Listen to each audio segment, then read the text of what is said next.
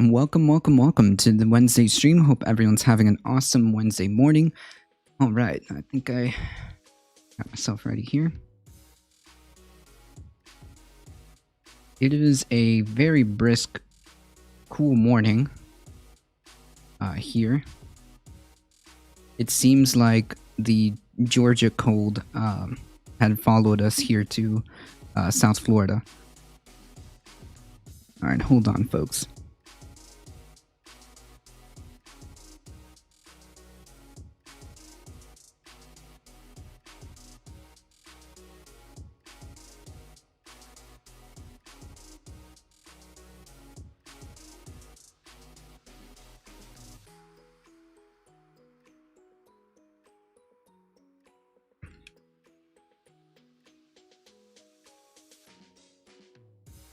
Cold outside, not here. Here is nice and inside here is nice and cozy. How's everybody doing this fine morning? We've definitely got a few, quite a few articles actually. Quite a few articles actually today. So let's go ahead and just get that started here. I'll leave some of the more spicy ones. Oh. Hold on, I got to turn on the, yeah. I really like the little LED accents. Oh, and the, of course, holiday lights. Gotta make sure that's good. There you go. Ooh. Come on, Yoshi.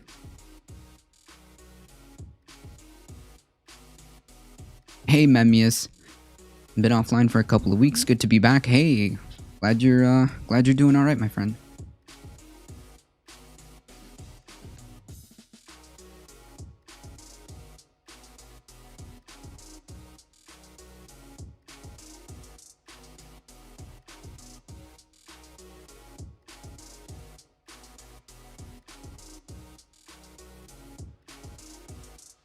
Hey, Doc, how's it going? Making some breakfast. Nice. My usual breakfast is a 3 cups of coffee. Ooh, and I'll get it later.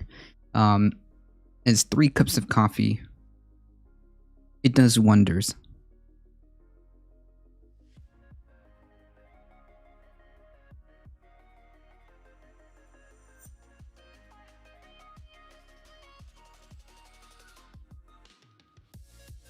How's it going, Doc? Hope you're doing all right.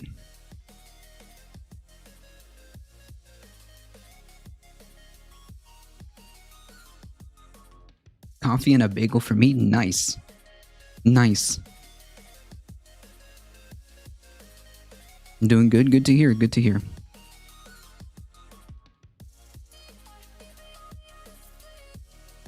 All right, since we do have a couple of articles to go through, quite the amount of articles, let's go ahead and get started. How are you doing? I'm doing all right. I'm chilling. Quite literally. It is brisk here down in South Florida, at least for Florida. It will be cool for the next couple of days. I think that we woke up with some temperatures at like 50s to 60s. So that's definitely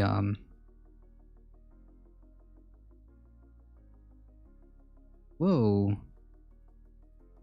Oh, you've got to be kidding me.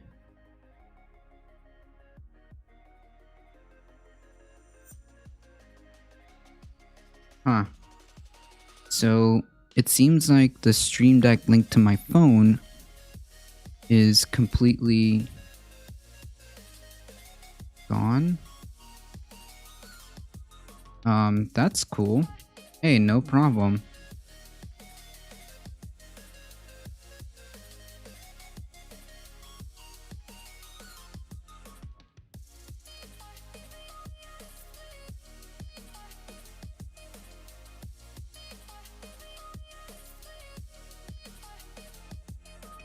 Okay. Never mind then. It's very unseasonably warm here in Eastern Canada. Wow. It's brisk in New England as well. Jeez, I don't understand why that... okay. All right, so let's go ahead and check out some of the articles here.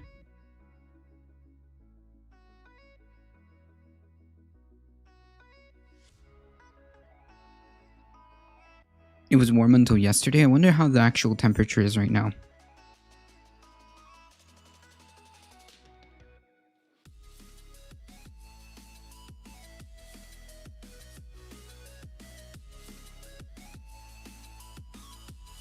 About 58 in South Florida. Oh, it's gonna be cool-ish. It's gonna be not hot for the next what couple of days. All right, that works for me.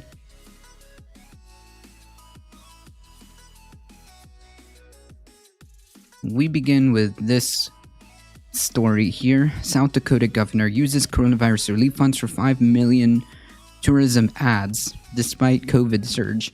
So imagine receiving federal funding or government relief funds to be used to help control or help your state deal with the COVID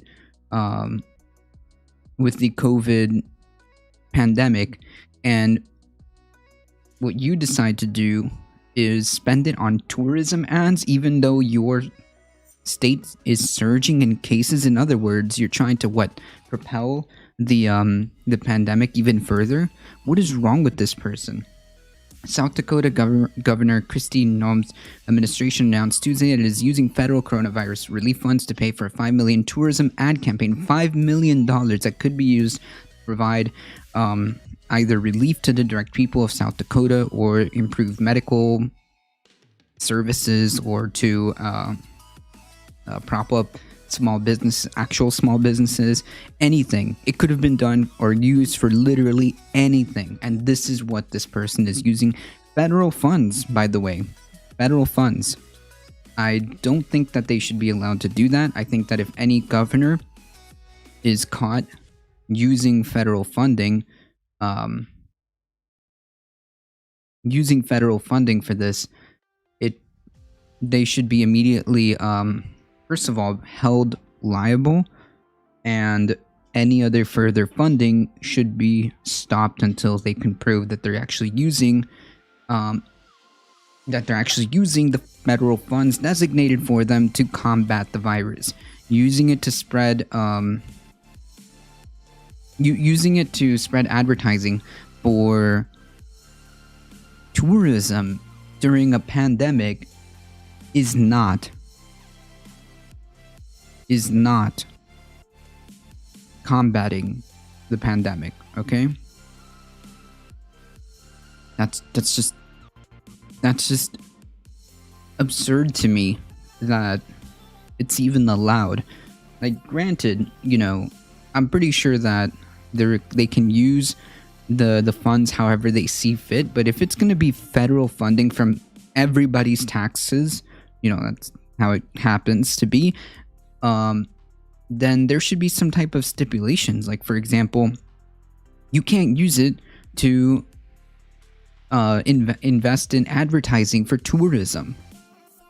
Maybe you could do instead a massive informational campaign to get people to wear masks, to get people to try to stay home, to get people to social distance. Maybe they should have taken out ads.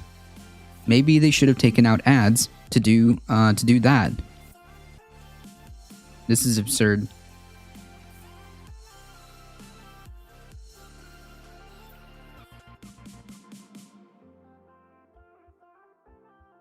It's 3 Celsius here in this morning. Wow. Oof.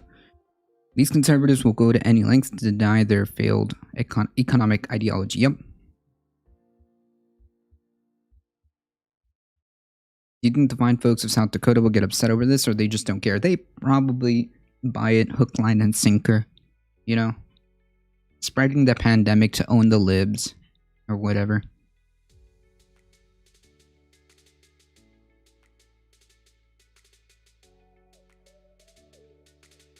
South Dakota's Kristi Noem's administration announced Tuesday that it is using federal coronavirus relief funds to pay for a $5 million tourism ad campaign aimed at drawing people to the state. By the way, don't go to South Dakota. Just saying. The move comes even as the state emerges as one of the nation's top hotspots for COVID infections. Great. Is that really where you want to go? Probably not. The 30-second spot, which premiered on Fox News, of course. Alongside Noem's speech at the Republican National Convention last month, features the governor saying that with our breathtaking landscapes and wide open spaces, we're a place to safely explore. But the state currently ranks second in the country for new cases per capita over the last 2 weeks, with 439 new cases per 100,000 people. Cool.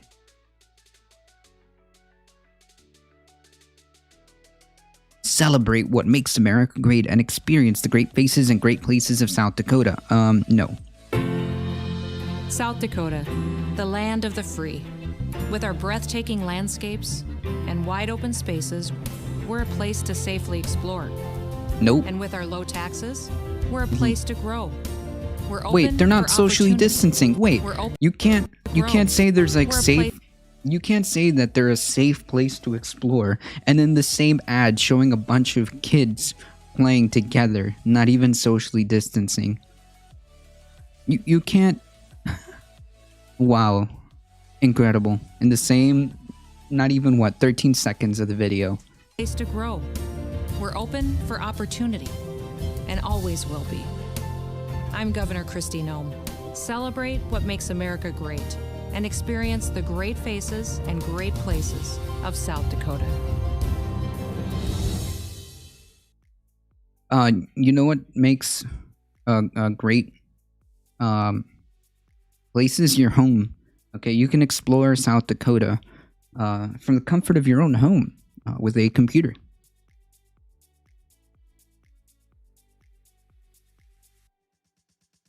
But my freedoms.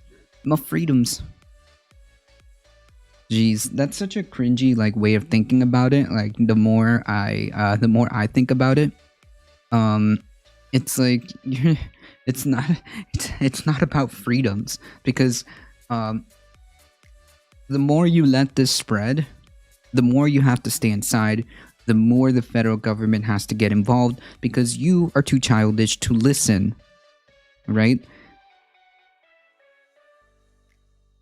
The state has counted 124 infections among people who attended the Sturgis motorcycle rally in August, but has not released an estimate on secondary infections linked to the rally goers. Health officials across 12 states have found more than 300 people with infections who attended the rally, including a Minnesota man who died. Cool. Noem spokesman I Am Fury defended using federal coronavirus funds for the ad, saying that the state should absolutely be promoting tourism as cases surge because it is vital to South Dakota's economy. The line must go up. The line must go up. No matter what. There could be hundreds of new cases per 100,000 people. Line must go up. After agriculture, it is the state's largest industry. That's how people put food on the table. Hey, here's a wild idea. Maybe you should get people to stay home and use that $5 million you squandered to keep them home. Gee.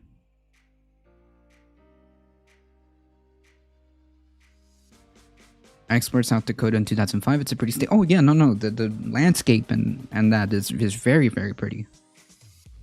Very, very pretty. Maybe one day, when we're away and we can look at this nightmare in the rearview mirror, maybe I would like to go and explore, I mean, I just went up to the Georgia mountains, roughly about the beginning of, just roughly about southwest, I want to say, southwest or southeast of the beginning of the Appalachian Trail. The mountains there are really pretty. So yeah, I totally would love to visit a place like South Dakota. But then the capitalists wouldn't be able to grab your money if everyone stayed home. Oh, they would. They would. You got to spend that money. You need to eat. You need to order stuff. So like that's what I'm saying. Even from that perspective, again, I'm just looking at it from that side. Even they would benefit because people have to spend money. So like I don't understand. I really don't. It just seems like a I don't know. It's just not logical to me. I recommend visiting Deadwood. It's a cool town. All right. Note that.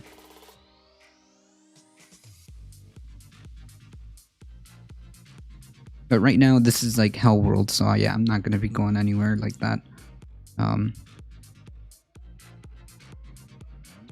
Because even when we went up there, save for like a trip to like 2 stores, I think. Was it two stores for food? Where we, grab our stuff and go out. We didn't really leave the house. So yeah, it's just not a good time. Everybody who can stay home should stay home. If you don't need to go out, and if you do for obvious, important reasons like getting food or medicine, just wear a mask and social distance, please. The money for the ad will come from a $1.25 billion to the state received from federal governments to address the coronavirus crisis. $1.25 billion to the state of South Dakota, and they chose to use $5 million to essentially perpetuate the pandemic instead of using that money to make sure people stay home. The U.S. Treasury Department is allowing states to use the money to publicize when tourism Oh, and it's allowed? Wait, did I read that right? The U.S. Treasury Department is allowing states to use the money to publicize when tourism activities resume. When it's safe to resume tourism activities, whatever that means to the states, right? The Department of Tourism has said it is considering placing the ads on network like History, TBS, USA, Hallmark, A&E, and Discovery. Yikes. Is this an older article? I'm pretty sure this was an older article. Yeah, this was an older article.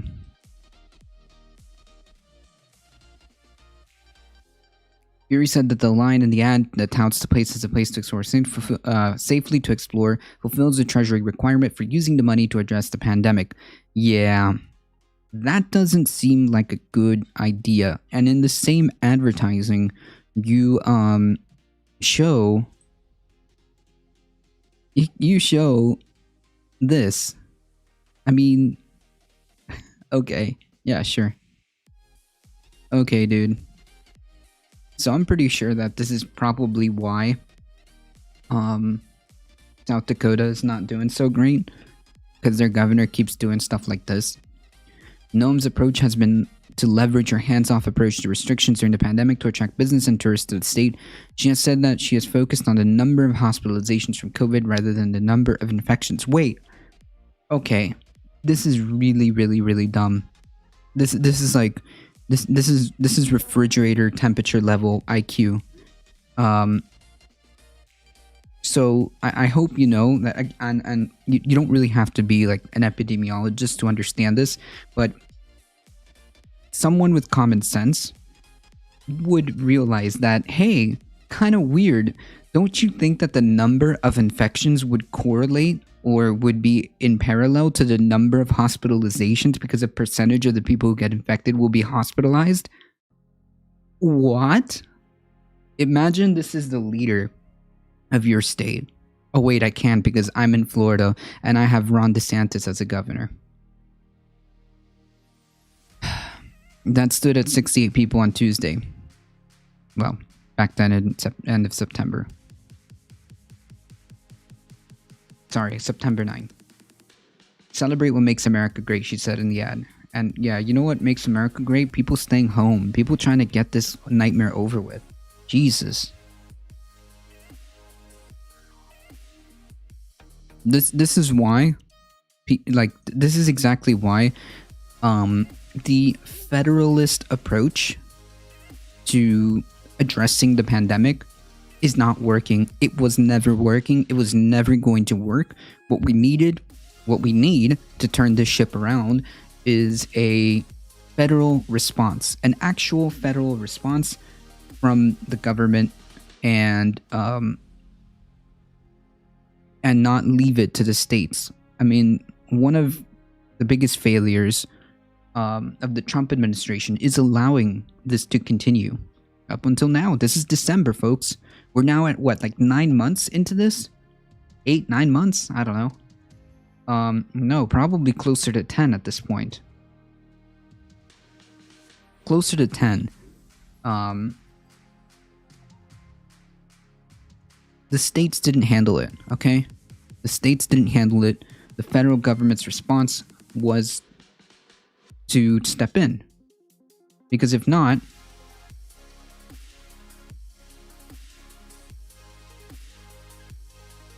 look at this.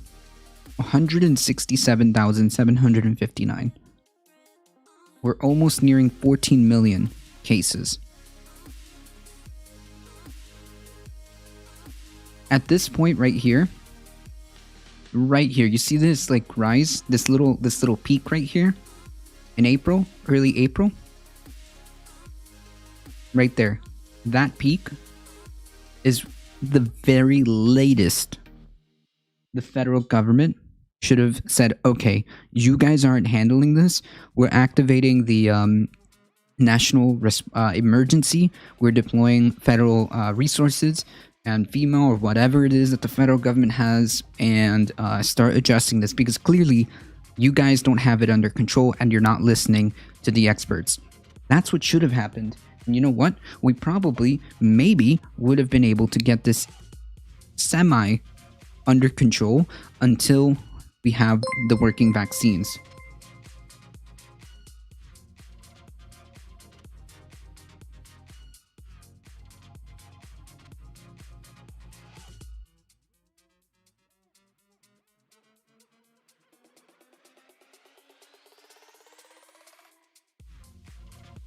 Oh my god. Imagine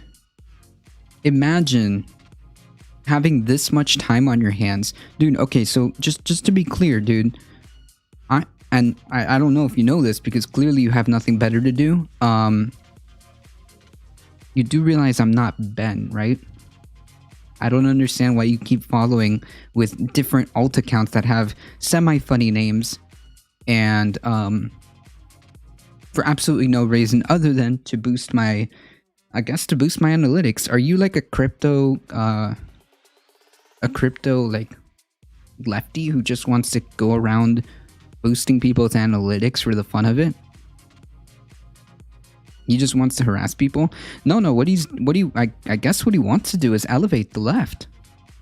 He wants to elevate lefty channels by giving them more follows and more engagement and more more engagement to give them more numbers. Hey, Lord Fregius, how's it going? I've seen you in other chats, and I know you've been here around. How's it going?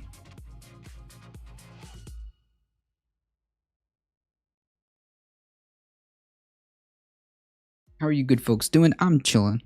Quite literally chilling. It's pretty brisk here for South Florida anyways. Yeah, so I don't know, man. I think this guy's a crypto lefty. I think he really does want to help elevate the left by keep giving us followers and engagement. My life is a sinking ship, but I keep rowing. Hey, that's all we can do. I'm sorry to hear that, my friend. I hope things look better down the road.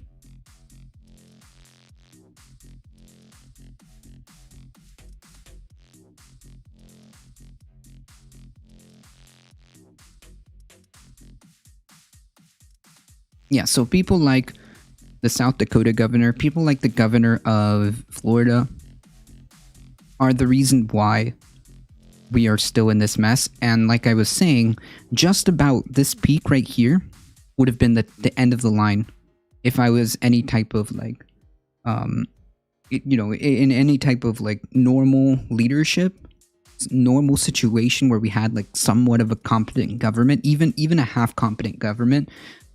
This is the last straw right here. The last straw would have been this tiny peak up here.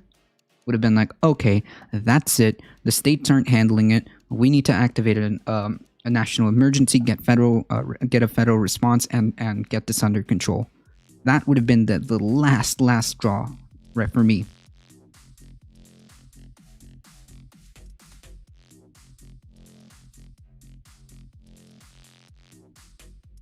A little depressed, a little worm, trying to keep being a productive member of society. I feel like a lot of us, are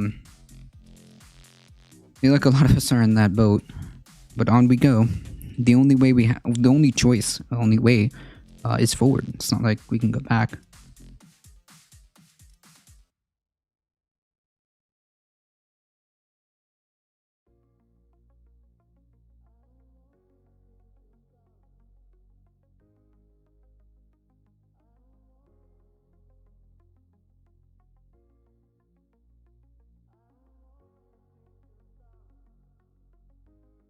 Speaking of which, Kentucky, I have no idea what you guys are thinking. I have no idea why you re-elected this person. Because clearly, this person is not interested in helping Kentucky or this country. It seems like the people of Kentucky are propagandized to the point of just going so harshly against their own interests and continuously, like, this is like almost the definition of gaslighting, right? The definition of gaslighting. Imagine saying to the people of Kentucky, like, oh, you need me in the Senate to protect you, because this, I'm paraphrasing, okay? I'm paraphrasing, but in the debate against Amy McGrath, he said that you, Kentucky, need to elect me. You need me as majority leader to protect you guys from the radical left. Only I can protect you from the radical left's agenda to destroy America. As he shoots down a bipartisan $900 billion coronavirus stimulus plan as stalemate drags on, and yet here we are again. Here we are again.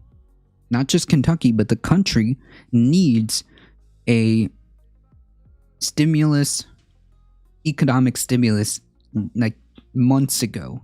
It is now month number 9, crossing over to month number 10, and we still do not have a stimulus package. Hey, Inkblop, Kentucky is like 43rd in education or something. Yep. 45th. Nice. Even better. To protect you from the libs. Yeah. Let me single-handedly continue to hamstring the country and to not address the tens of millions of people who are really close to losing everything.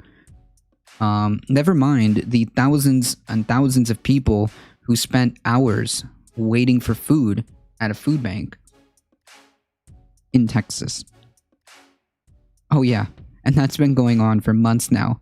Just in one state, in one city. Can you imagine what's been going on around other states in the country? Imagine looking at this situation and being like, yeah, that's the guy. But I guess anything, even tanking the economy, even tanking the country to own the libs, right?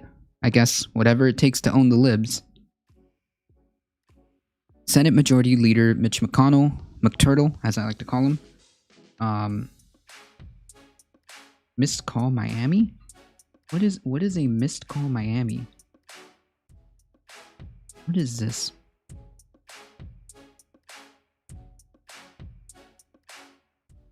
Hey, Patient Sloth, how's it going? That is the strangest call I've ever seen.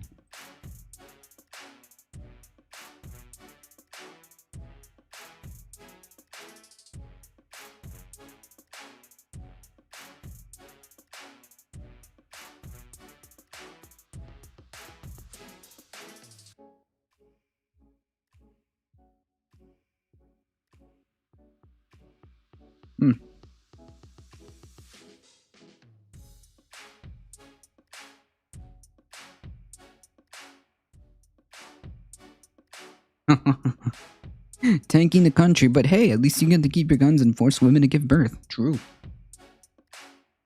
Anything to own the libs.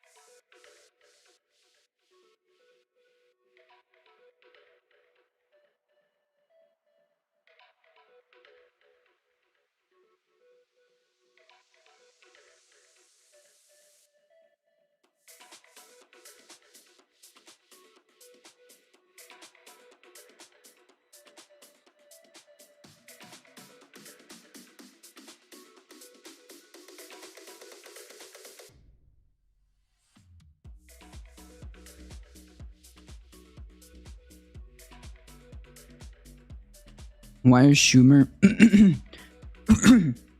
why is Schumer so ineffective as a minority leader? He should be sued for political malpractice. Because Schumer, man,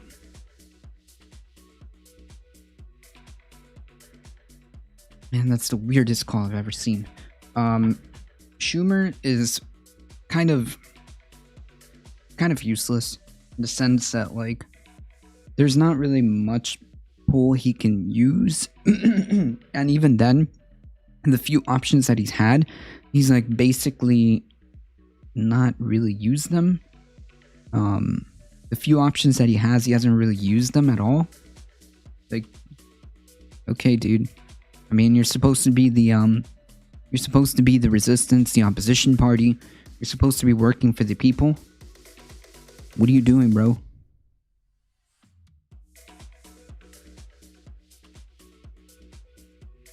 Schumer brings in the big Wall Street bucks. Also true.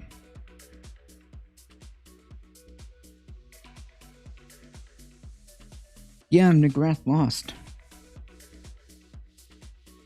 Although, to be fair, I think Bowman might have lost as well. Maybe not by as much of a margin.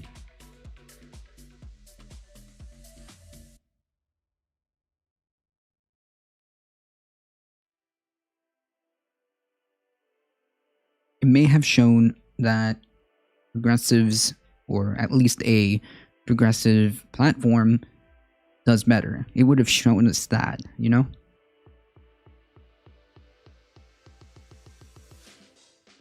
I wonder if we could... I wonder if people hold, like, mock elections.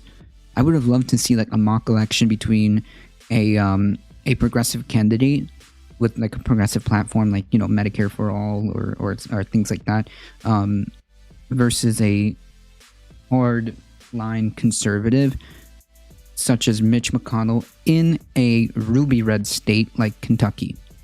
I want to see a mock election like that.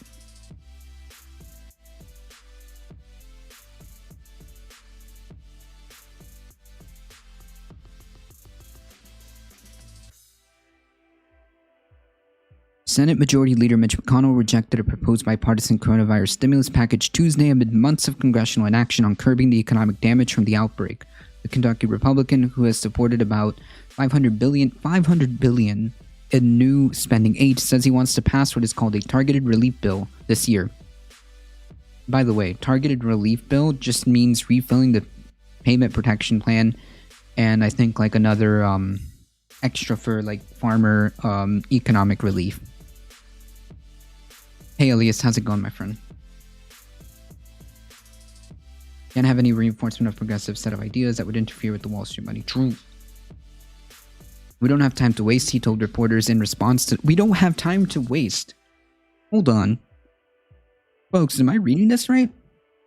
We don't have time to waste, as this is month number 10 or more. Hey, Patient Sloth, how's it going?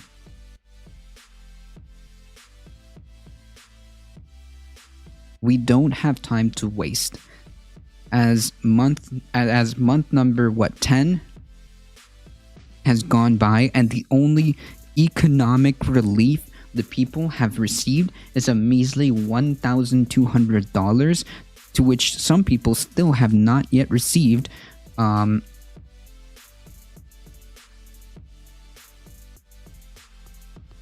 we're expected to use that 1,200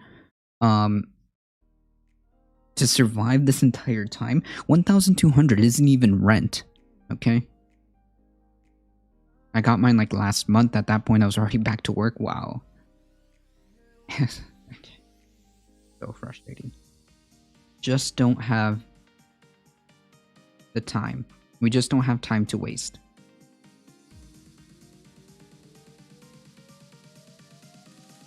You know, anyone who's in Georgia or knows people in Georgia, I want you to remember these words, okay?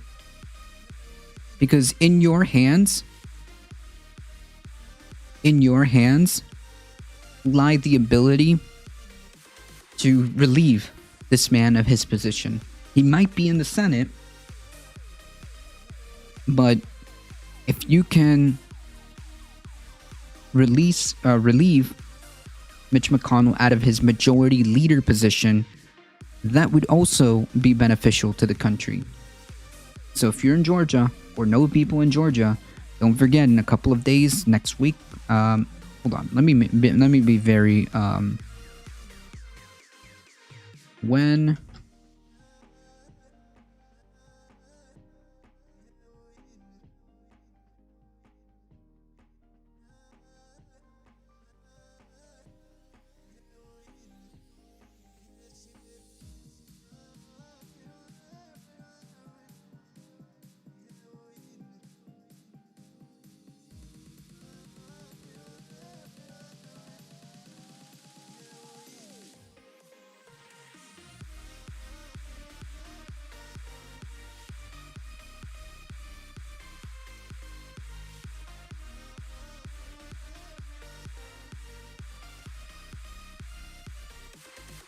here we are.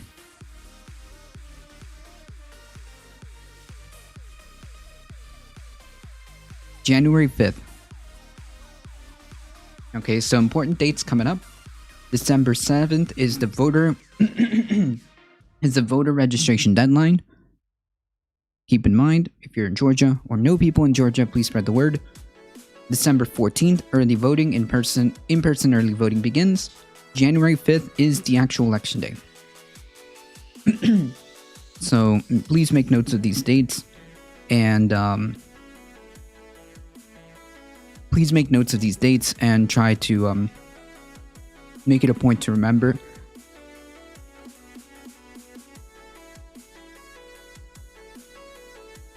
Hey, Bike Shop. My rent is $1,700. Jeez. Even as minority leader, McConnell will outmaneuver Schumer. Maybe, but it's not the same position of power.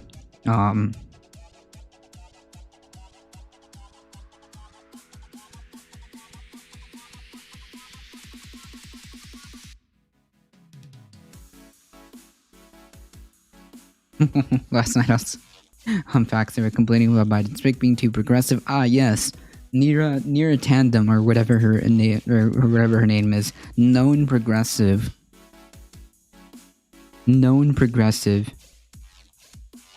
And Pete Buttigieg was straight up like, Trump got caught with porn stuff, so we aren't too worried about it. That's pretty funny.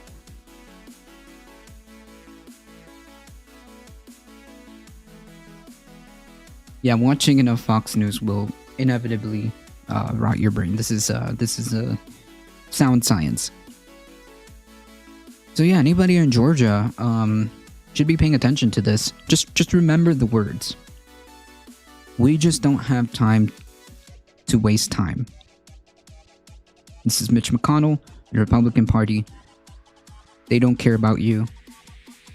They're holding up crucial economic relief because they don't care. Even when it was put together by bipartisan members of the GOP-controlled Senate and the House. McConnell said a must-pass spending bill and pandemic relief provisions will all likely come in one package. Congress needs to approve funding legislation by December 11th to avoid a government shutdown. The framework of the bipartisan relief bill released Tuesday includes $288 billion for small businesses, small business aid such as Paycheck Protection Program loans, $160 billion in state and local government relief, $180 billion to fund a $300 per week supplemental unemployment benefit to March, which is extremely important. I mean, that is a lifeline for a lot of people, or it has been a lifeline for a lot of people. It would put $16 billion into vaccine distribution. It's important. Testing, contact tracing, funnel $82 billion into education. Sounds fine to me. $45 billion into transportation. Maybe they. I'm not opposed to it, but maybe they should switch that to giving people direct funding. Direct funding to people. It would allocate funds for rental assistance, okay, childcare, and broadband. All right. The proposal, wow, even this bipartisan 908 billion plan doesn't even include another direct payment to most Americans. It would also offer temporary federal protection from coronavirus-related lawsuits, a provision Democrats have opposed, while states determine their own laws. Jeez. Democratic Senator Mark Warner of Virginia, a member of the congressional group that has discussed the new relief plan, earlier called it an interim package to provide support until President-elect Joe Biden takes office in January. If there's one thing I'm hearing uniformly, it's Congress do not leave town for the holidays, leaving the country and economy adrift with all these initial CARES Act programs running out. Well, clearly they have no problem doing this, as they adjourned right before the election too. I mean, they don't care. It's clear that leadership cannot get it together, or is refusing to get it together to help the American people.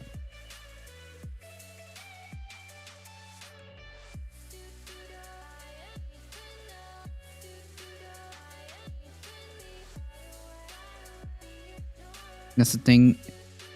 That's the thing is now all the Republican complaints will ring it extremely hollow. True.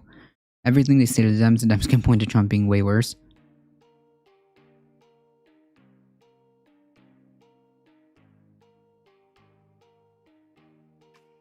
They live in Elysium? True, Doc. I heard the senator on the radio who was fighting for this bill. He said McConnell was only denying the bill because he wants complete corporate immunity for exposing workers to dangerous COVID conditions. Cool. Hey, Lero. How's it going? I just read some articles about the recipients of last PPP loan. This is all effed up. True. And we can point to that. In fact, I think I pulled up an article. Oh man, maybe I didn't. Hold on. That actually Trump, who never divested from his business interest, got aid from the Payment Protection Program. That's right, the president. Hey, Stupka, how we doing this morning? We're all right. It's a little bit chilly. We're doing all right. They just enriched their friends who didn't need the money. True. Patient sloth. True.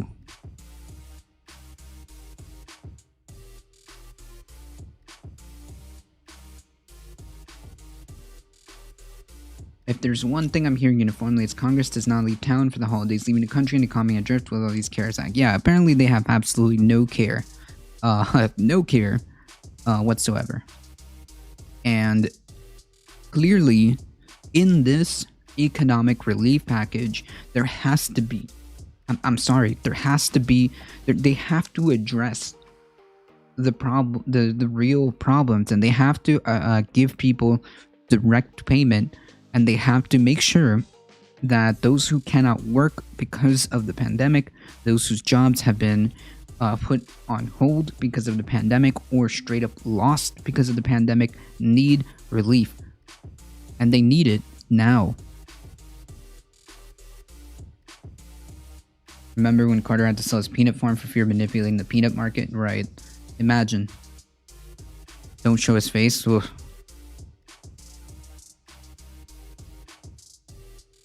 Imagine holding up direct relief because you want liability protections for businesses.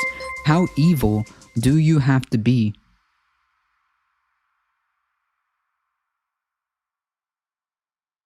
Hey, thanks for the follow. Thanks for the follow, Liliro.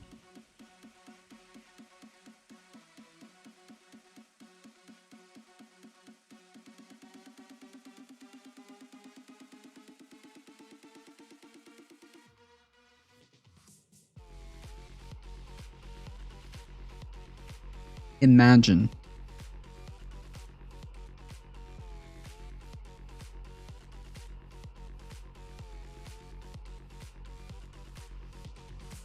Senator Joe Manchin, who worked on the proposal, said the group had no assurances from House Speaker Pelosi or Senate Majority Leader McConnell that they would vote on the plan.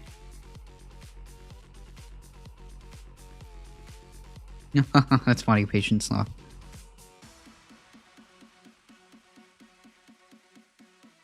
And by far, one of the most useless senators, Susan Collins, the audacity to say that it is absolutely essential that we pass emergency relief. So do it. So do it.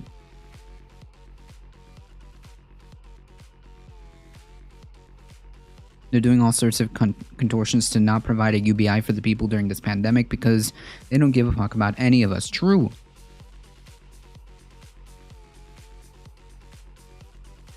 I voted against Collins and somehow my idiot state voted her back in. That's okay. At least your state didn't vote Rick Scott in as a senator.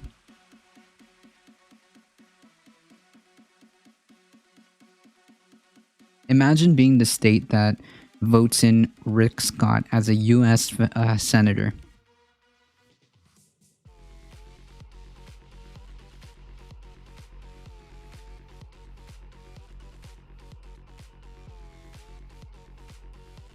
This is what I'm worried about. The programs lapsing at the end of December include an unemployment insurance extension, a federal student loan payment moratorium, and eviction protections. Okay?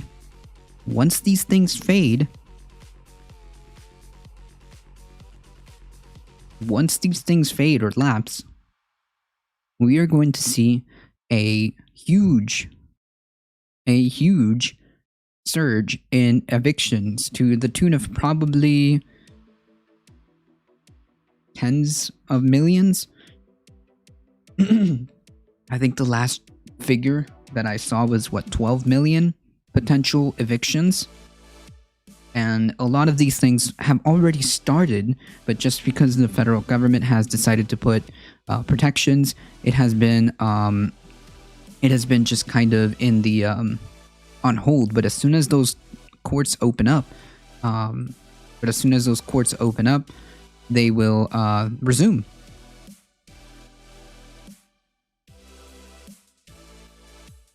And what do you think is going to happen? What do you think is going to happen when tens of millions of people lose their home? When tens of millions of people have to can't afford anything because their unemployment insurance extension expires?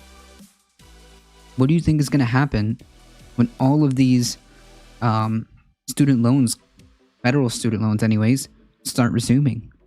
With people, by the way, some not yet back to work. Hey, Amy, how's it going? I'm just amazed Rick Scott won any election after his fraud of Medicare that made him a billionaire, right? I don't know. Florida's a weird place. Pelosi and McConnell have not yet yielded ground from their respective $2.2 trillion and $500 billion aids. Leaders of the Democratic-held House and GOP-controlled Senate have not held formal talks on stimulus since the 2020 election on November 3rd. Cool. Nice meme. They're just kind of like letting us hang out to dry. Imagine not being able to get it together for this.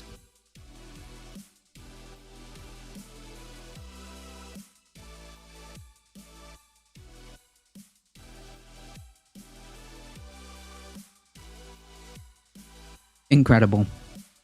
Gonna see a lot of executive voters on January 20th, possible. I think I went over, was it yesterday? Monday? Monday or yesterday,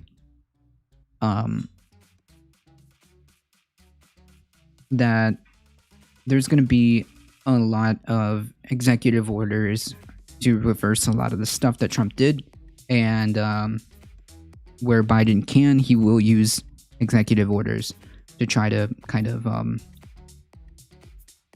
turn the ship around according to what he wants to do. Again, this means nothing until I see it, right? This means absolutely nothing until I see it.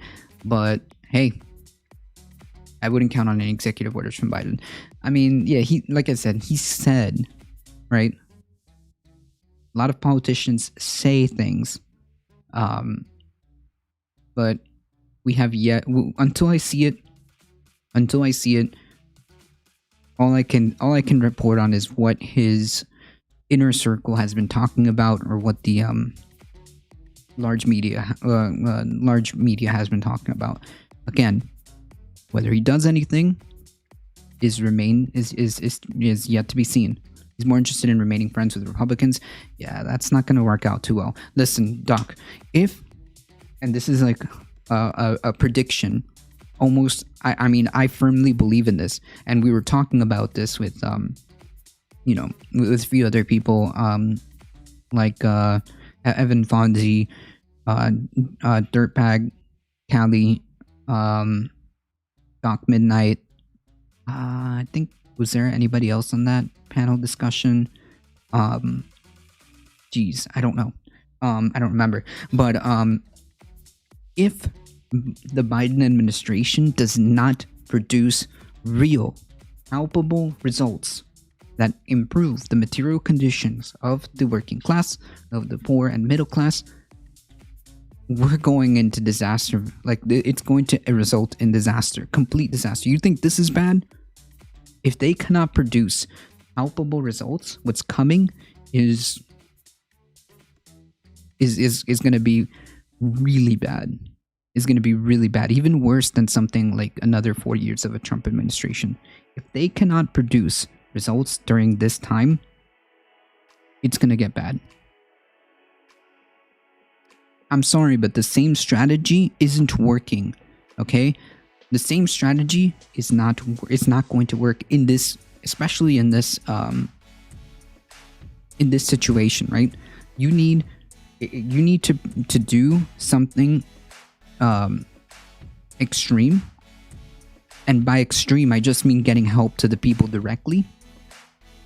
You need to seriously consider that this is unsustainable and begin to address this at the root core. I think regulations, I think moving towards a system that provides people the basic necessities. If we don't get something, if we don't see any palpable results, any palpable results, it's gonna be bad. It's gonna be bad. It has to begin. It has to begin with, number one, being extremely aggressive in addressing the COVID pandemic, and that means possibly initiating a real and actual national lockdown to get these numbers down. It means getting direct payments to people. It means getting healthcare to people that need it. And what I mean is, give like a temporary Medicare for all, just so that people understand how this works. Direct payments, possibly a national shutdown, mask mandates. Get all the governors together and say, "Hey, listen, you guys have dropped the ball since March. You guys just aren't getting it together. You need to implement a mask mandate, and you need to do this now." And then provide a massive economic stimulus package that again addresses the working class, the real small businesses, and the middle class. If there is no movement in that direction, it's not going to be good, folks. They will half-heartedly attempt some changes, but blame the Republicans who inevitably block them. Yeah, the way you do that is get pressure from the bottom up, regardless. And yeah, it is frustrating. You get pressure from the bottom up, and please pay attention to the Georgia state runoffs. Okay, these are extremely important. To any Trumper listening, they're not important. If you're a Trumper and you're true to your God Emperor Trump, you will boycott the Georgia runoffs and teach the GOP a lesson. But otherwise, yeah, just please pay attention to the Georgia runoffs. They're extremely important.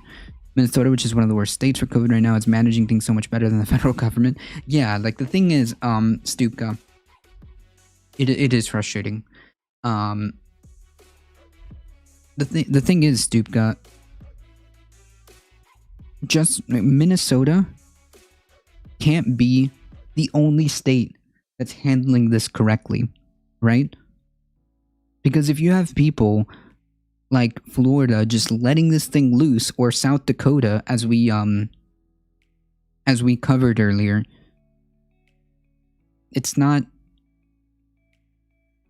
doesn't make a difference, you know.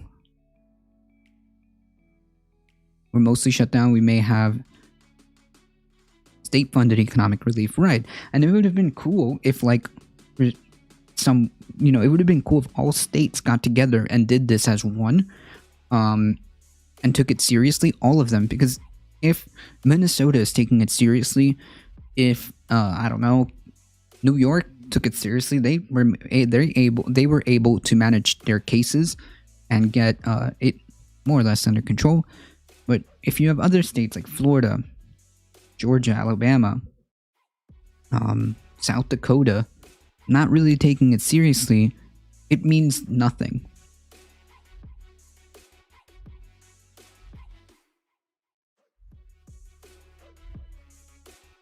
It's kind of nuts that a state government has the budget to do state-funded economic relief when we can't print money. I know, it's almost like maybe a competent government can provide for its citizens. It's almost like a competent government, even if it's a state government that can't actually print currency. It's almost like if you have a competent government, you can actually address like the problems.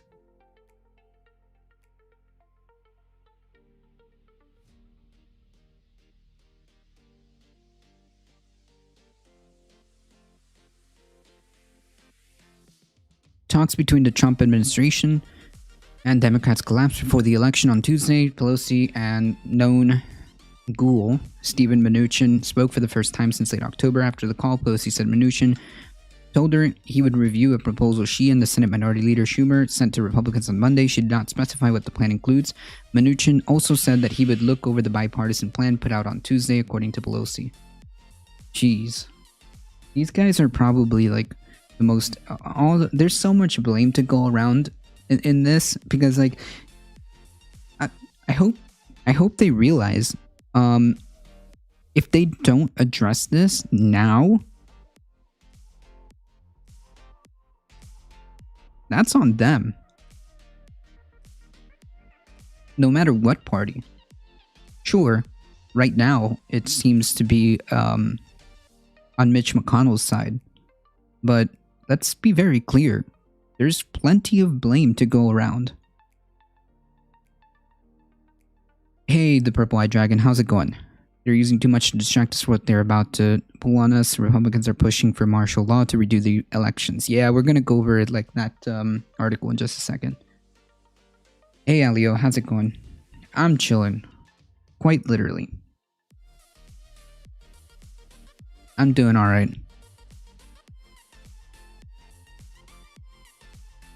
He did not specify what the plan includes. Mnuchin also said he would look over the bipartisan plan put out Tuesday. According to Pelosi, additional COVID relief is long overdue. Yeah, that's a really nice way of putting it. COVID relief is long overdue and must be passed in this lame duck session.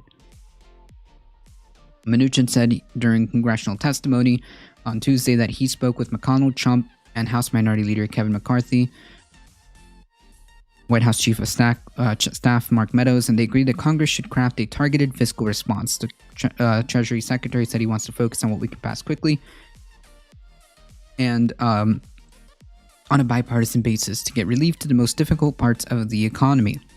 The most difficult parts of the economy at this point is, again, the people. The people, tens of millions of people who lost their jobs or who temporarily can't work. They need economic relief now. They needed it months ago. Okay? Jeez, it's so frustrating. COVID-19 fatigue is definitely setting in. Yeah, for a lot of people it is. It didn't have to be this way. It really didn't, Alio. It really didn't. The pressure, the economic pressure and the healthcare pressure or crisis would have been so different had any competent administration, semi-competent administration, taken the time to really deal with this. During the stalemate, members of both parties have urged a compromise to ease some of the pressure on the economy and the healthcare system. Wow, just as I was saying. On top of the economic programs, the federal government will likely need to approve funds to streamline distribution of COVID-19 vaccines in the coming months.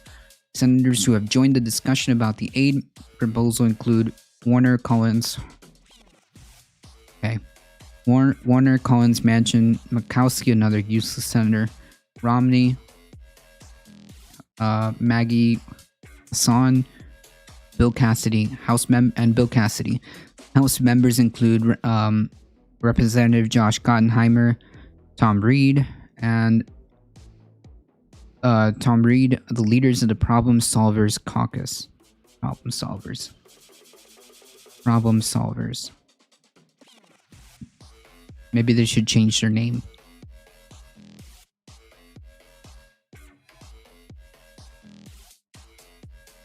It's all McConnell's fault. Trump would have signed any bill put in front of him if approved by the Senate. That's right.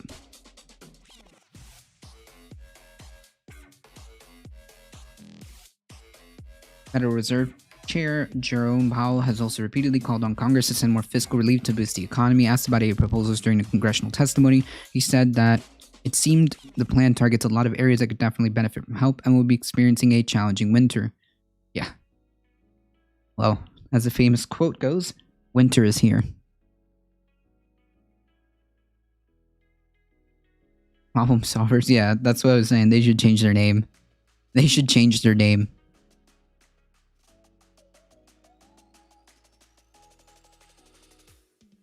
Ridiculous.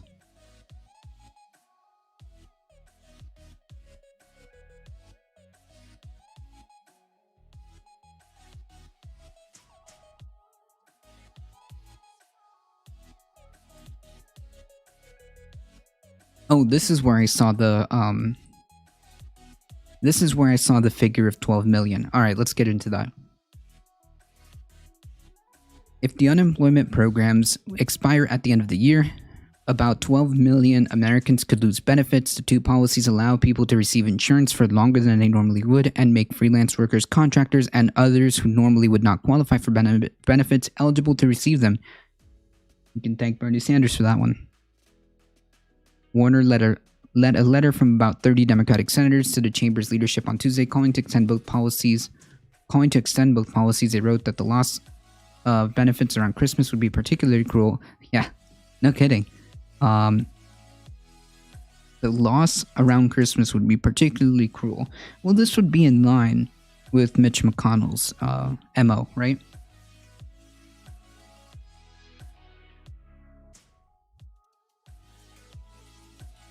Especially as the outbreak is expected to worsen in the winter months.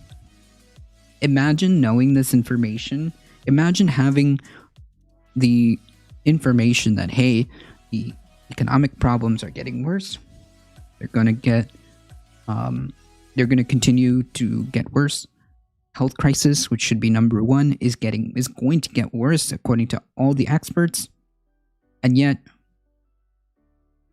it's a problem. And yet it's so hard.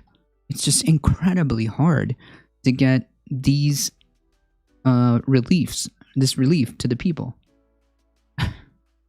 Imagine knowing this and still insisting on playing political football with people's lives.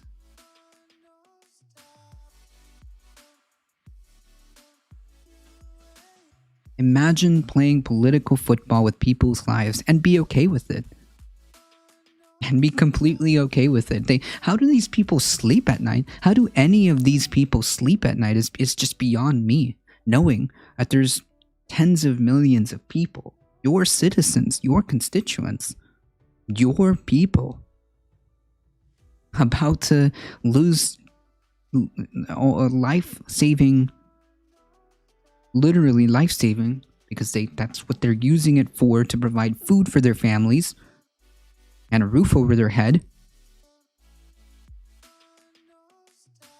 Knowing that 12 plus million people are about to lose these benefits, and that's not taking into account the people who are about to get evicted in the coming months.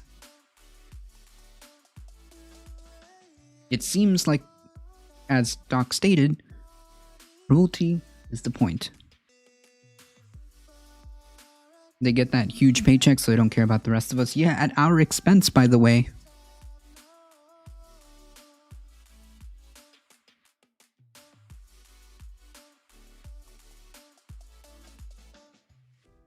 They only care about they only care about the money and how much they can take. The underclass can fall over dead as far as they're concerned. Maybe so, but they kind of need an underclass, right? Like, hey, listen, none of this works without the working class. I'm sorry. None of this works without the working class, without the middle class, without the small businesses. If they let that collapse, then so do they.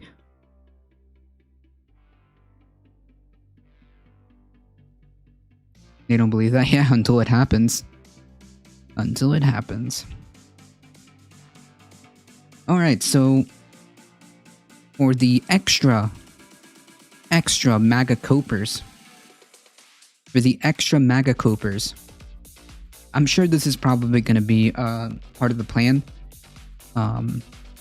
They're probably going to pivot and say that the deep state got to William Barr. I guarantee that's going to be the narrative. William Barr has been got by the deep state. Let's get into this one. The shit they pull just show us we don't really have the freedom they claim we have. True.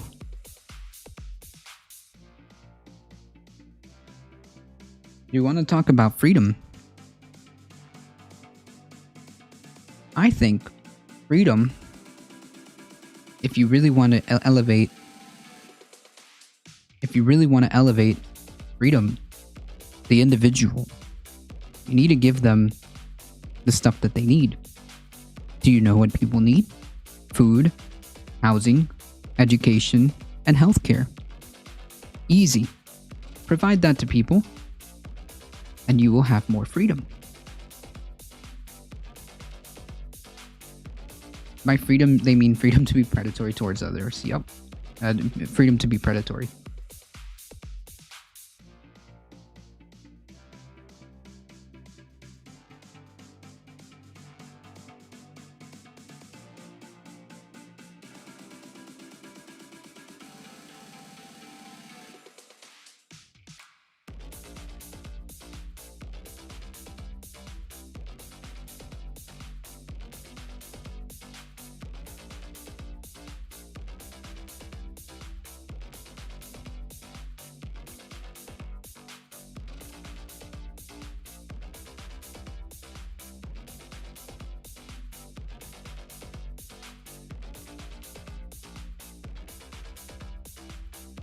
Exactly.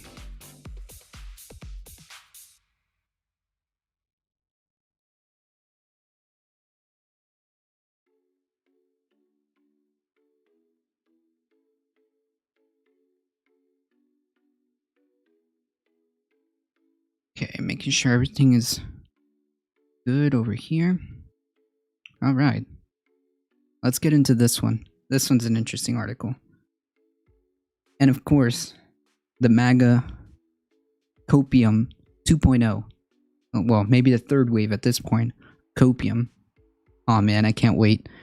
U.S. Attorney General finds no voter fraud that could overturn the election. Gee, I mean, I could have told you that one, but at least we're hearing it from Bill Barr himself. U.S. Attorney General William Barr says his Justice Department, by the way, the guy that was appointed by Trump, this is a completely Trump guy, so... says his Justice Department has found no proof to back President Trump's claim of fraud in the 2020 election. To date, we have not seen fraud on a scale, in other words, not widespread voter fraud as Trump has been crying about on social media. That could have elected a different That could have affected a different outcome in the election. His comments are seen as a big blow to Mr. Trump, who has not accepted defeat. He and his campaign have filed lawsuits in states that he lost as they begin to certify Joe Biden as the winner. Watch, he's gonna get fired? Yeah, I believe so. He and his campaign have filed lawsuits. Oh yeah, President-elect Joe Biden defeated the incumbent Trump by a margin of 306 to 232 in the U.S. Electoral College, which chooses the U.S. president. And in the popular vote, Mr. Biden won at least 6.2 million more votes than Trump. You'd love to see it. Not the election of Joe Biden, but mainly the embarrassing defeat of Donald Trump. Since November 3rd, Trump has repeatedly made unsubstantiated claims of widespread voter fraud, and members of his legal defense team have spoken of an alleged international... Yes, this is the what's her name? Powell? The ridiculous conspiracy theorist who was saying that there was a Sidney Powell, yes, thank you, who was saying something about Hugo Chavez and Dominion, Antifa, business partner of George Soros, all somehow managed Cuba, China, all of these guys, all got together and magically, just in a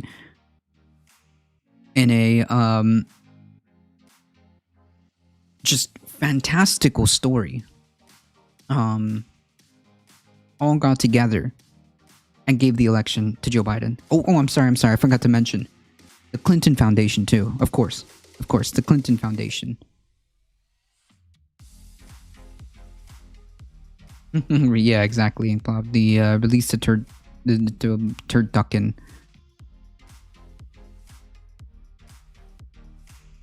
The total irony: Trump won in 2016 with 306 electoral votes and claimed that it was a historic win because, of course, he did. Yeah, and now he loses by the same margin. Historic. So yeah, this definitely a historic win for Biden. Because a legit lawyer totally ends an interview by saying a series of hashtags. Yeah, maybe one day she was, but not this. Look, QAnon got to her. QAnon definitely got to her. Spent way too much time on Facebook.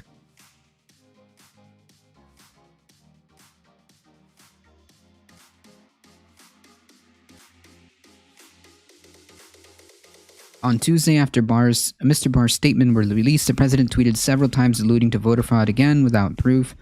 There's been one assertion that would be systemic fraud, and that would be the claim that machines are programmed essentially to skew the election results. Mr. Barr, who is seen as a top Trump ally, told AP News on Tuesday, referring to the assertion that ballot machines were hacked to give more votes to Mr. Biden.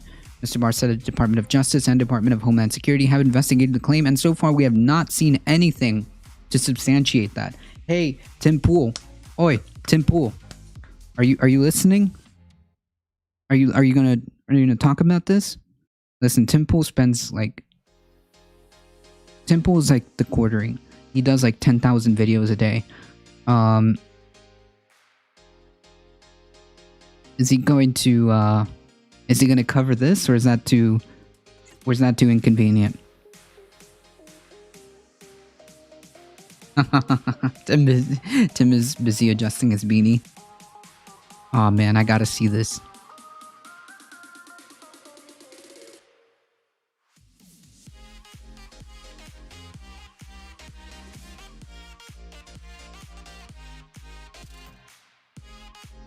just quietly reference it, probably. He won't make a video. It just doesn't get the clicks, you know?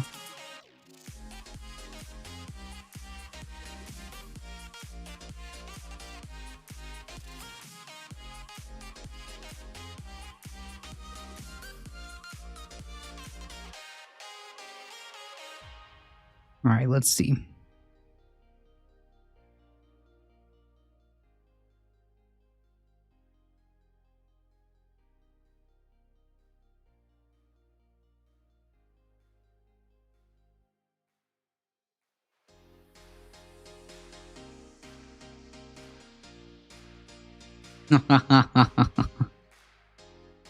Oh no, oh no. Oh.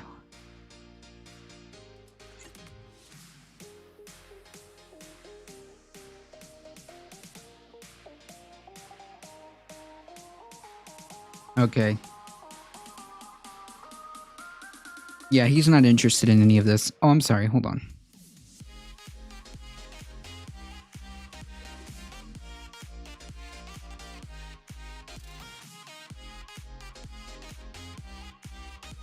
Yeah, he's definitely online already.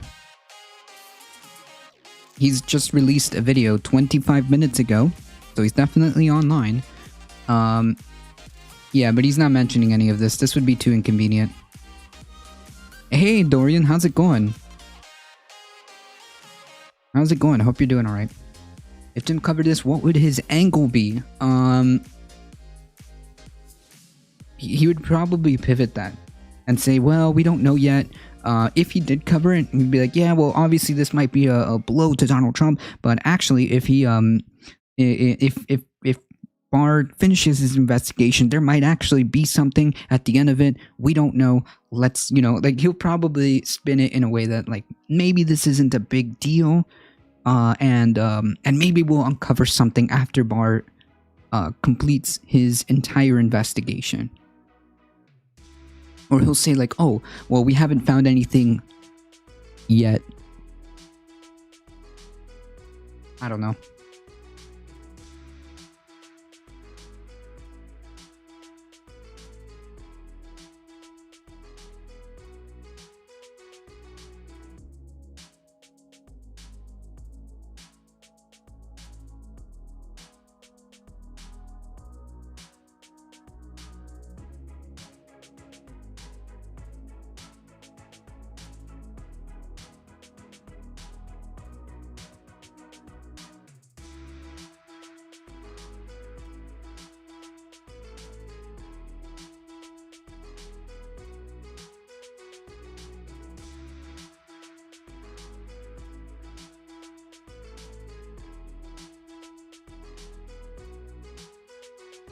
Democrats got to investigate Russiagate. We have to keep looking into this. Yeah. Right, exactly. He would spin it off as like, oh, well, we don't know. Maybe Barr's gonna come up with something later. This is just like the preliminary investigations, or we haven't found anything yet. That would probably be his angle.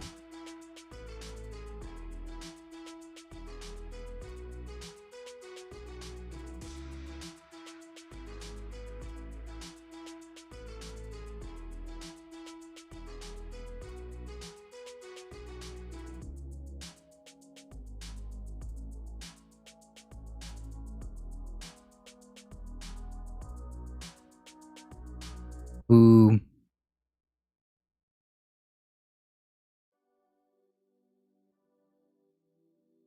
I think we might have to cover this later.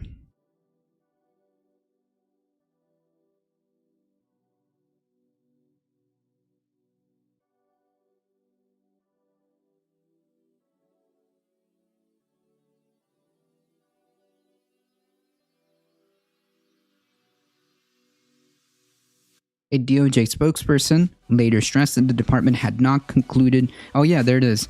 There it is, folks. There's the scapegoat right there. A DOJ spokesperson later states that the department had not concluded its investigation and would continue to receive and vigorously pursue all specific and credible allegations of fraud as expeditiously as possible. So yeah, there's the out. There's well, they haven't found anything yet. That's how he's gonna. If someone like Tim Pool would ever cover this, it would be like that.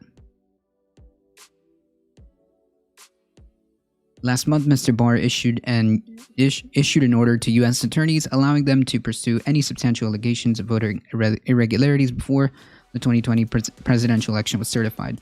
There's a growing tendency to use the criminal justice system as a sort of a default fix-all, and people don't like something that they want the Department of Justice to come in and investigate, he added. He also told the AP that he had appointed a veteran prosecutor to continue investigating the oranges of... The oranges... I could never get over that. The origins of the special counsel Robert Mueller's open to alleged election meddling. That will never get old. I'm sorry. That will never get old. The oranges of the investigation. The reacting to his comments, Trump lawyer Rudy Giuliani and Jenna Ellis said in a joint statement, with the greatest respect to the Attorney General, his opinion appears to be without any knowledge of or investigation of the substantial irregularities and evidence of systemic fraud. Except, wait. You can't make that statement after they already confirmed that they have done investigations and have yet to find any real, widespread voter fraud to the point where it could overturn an election fraud. Like, okay, so just to be clear, that one or two that were caught, by the way, trying to vote twice for Trump, by the way, isn't going to flip an election. I'm sorry, it's just not. Our electoral system is too decentralized, and the scale of how this needed to be coordinated would be on par. Like it would be something out of a movie, right? To be able to actually feasibly pull anything even remotely close to this. I mean, can you imagine what it would take to like flip an election in this manner? I mean, in the important battleground states, the totals were tens of thousands, hundreds of thousands.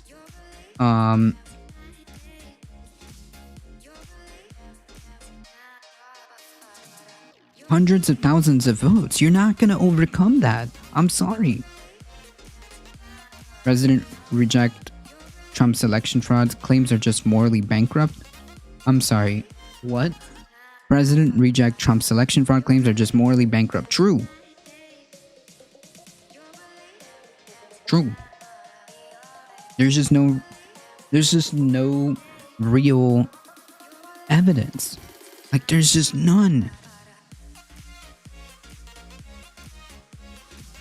Meanwhile, Senate Democratic leader Chuck Schumer said of Barr's statement, I guess he's the next one to be fired. I mean, listen.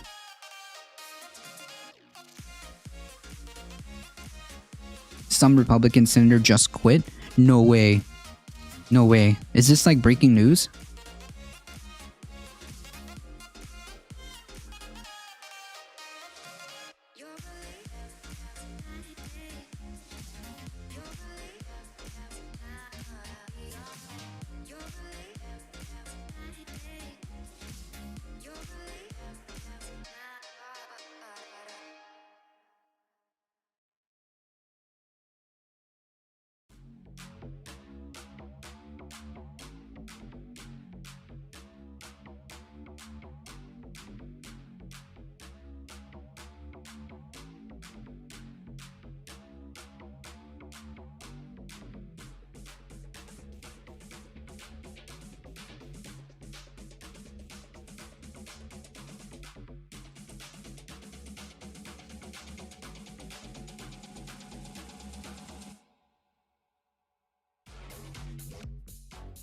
I'm not sure if this is the same one.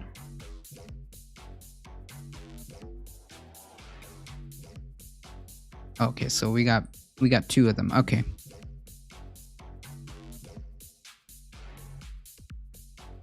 Wait, who quit? Because that could be huge.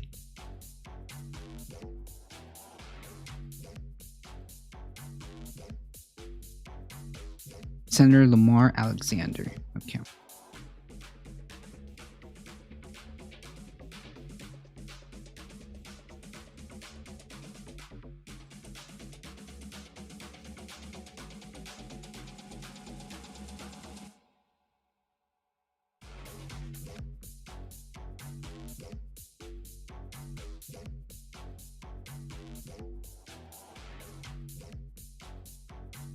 I'd rather use the local newspaper.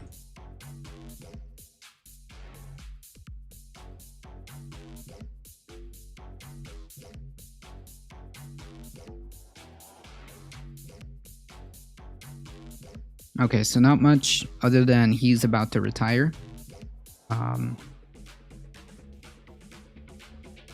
Wow. Nope, you're right. You're right, Patient Sloth. There are huge amounts of evidence that that probably never will. Can I countersue the Republicans for disenfranchising my vote in Milwaukee County, where they want to throw 220,000 absentee ballots? I voted absentee in person. Yeah, right? We, the people, should have the ability to do a class action lawsuit against them. Well, this changes a lot of dynamics, because if this is true, well, actually, I think the governor gets to, employ a temporary senator, right? And I think the governor will most likely replace him with another Republican. But hey,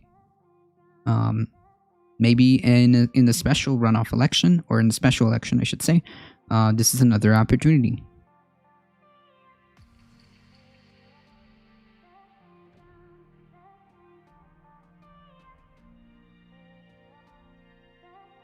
Don't get what's going on here.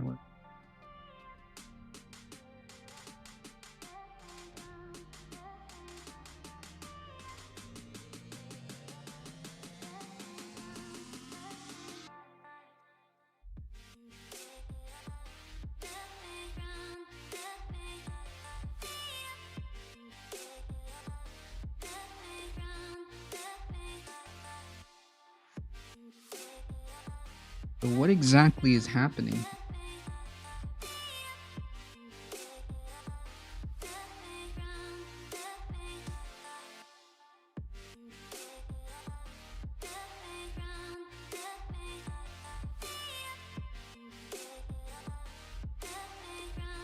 Alright, I think I might have to reconnect my...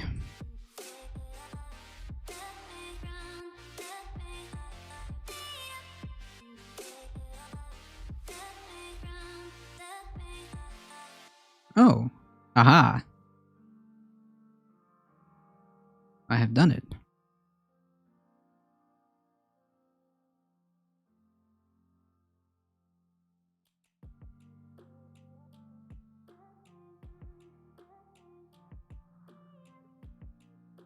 Okay, I feel much better now. Hey, Warp-Master, I went down to Chelsea Drugstore to get your prescription filled. I was standing in line with Mr. Jimmy. He did not look ill. Instead, we would go to soda, my favorite flavor, cherry red. Nice. Yeah, exactly, Patient Sloth. I think that class action by the People's Torches works. I mean, if things don't change...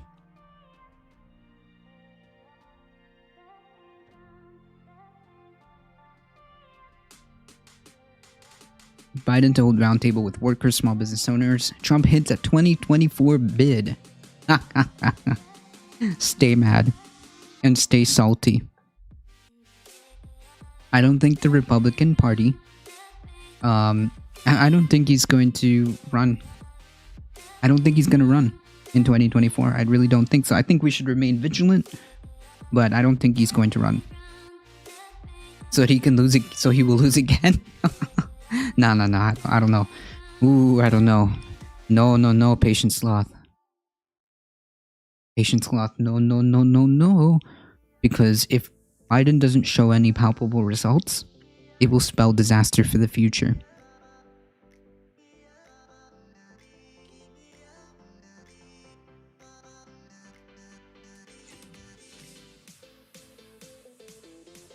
So this is how cool and awesome Republicans are with democracy. This is how awesome Republicans are with democracy.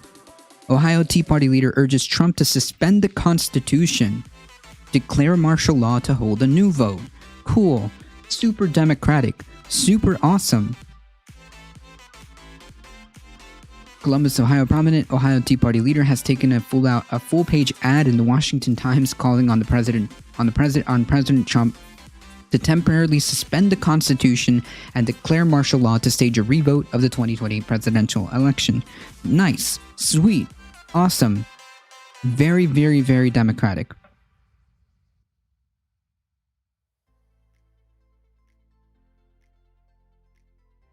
Went down to a demonstration. Cool.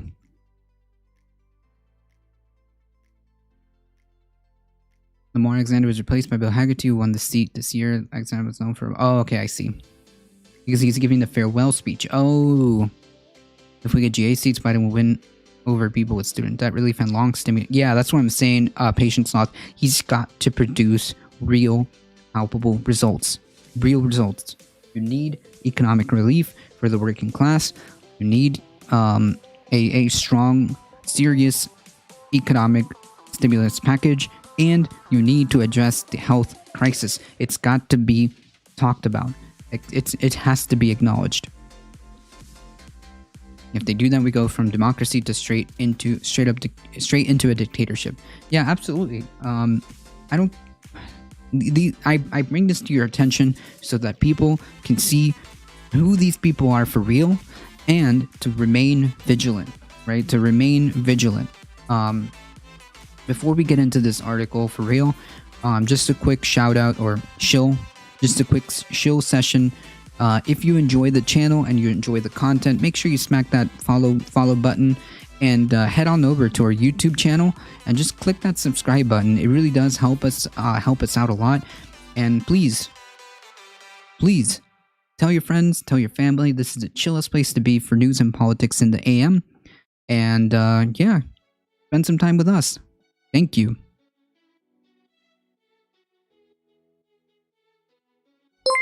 Hey, thanks for the follow, Patient Sloth.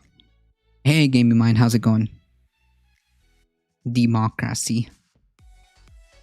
Alright, so we'll get into this serious article. A prominent Ohio Tea Party leader has taken out a full-page ad in Washington Times calling on President Donald Trump to temporarily suspend the Constitution and declare martial law to stage a revote of the 2020 presidential election. Cool. Super democratic. The ad placed by Tom I don't even know how to even get close to pronouncing this. Zawistowski of We the People Convention. We the People. Oh man, the irony. The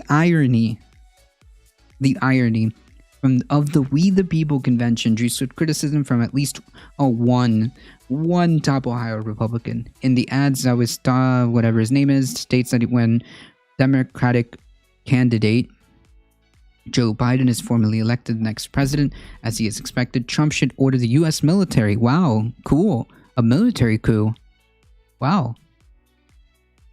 To oversee a new election for federal candidates using only paper ballots. How do you think this election was done?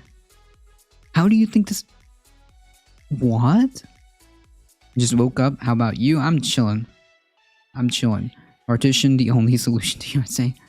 No, I don't know if that's even feasible. How do you think this guy... How does this guy think we do elections? I hope people understand. And I'm assuming that you guys know this, but... We vote with paper ballots that get counted by a machine. You fill out the paper, and then you put it in the machine, and then your vote gets counted. That we have paper ballots. That's how we do this election. How does he think we do this? Has he voted? Has he ever participated in an election? This guy cited unfounded claims of voter fraud, many of which have been vocally pushed by Trump himself. Trump campaign has filed dozens of lawsuits in battleground states that have narrowly won by Biden.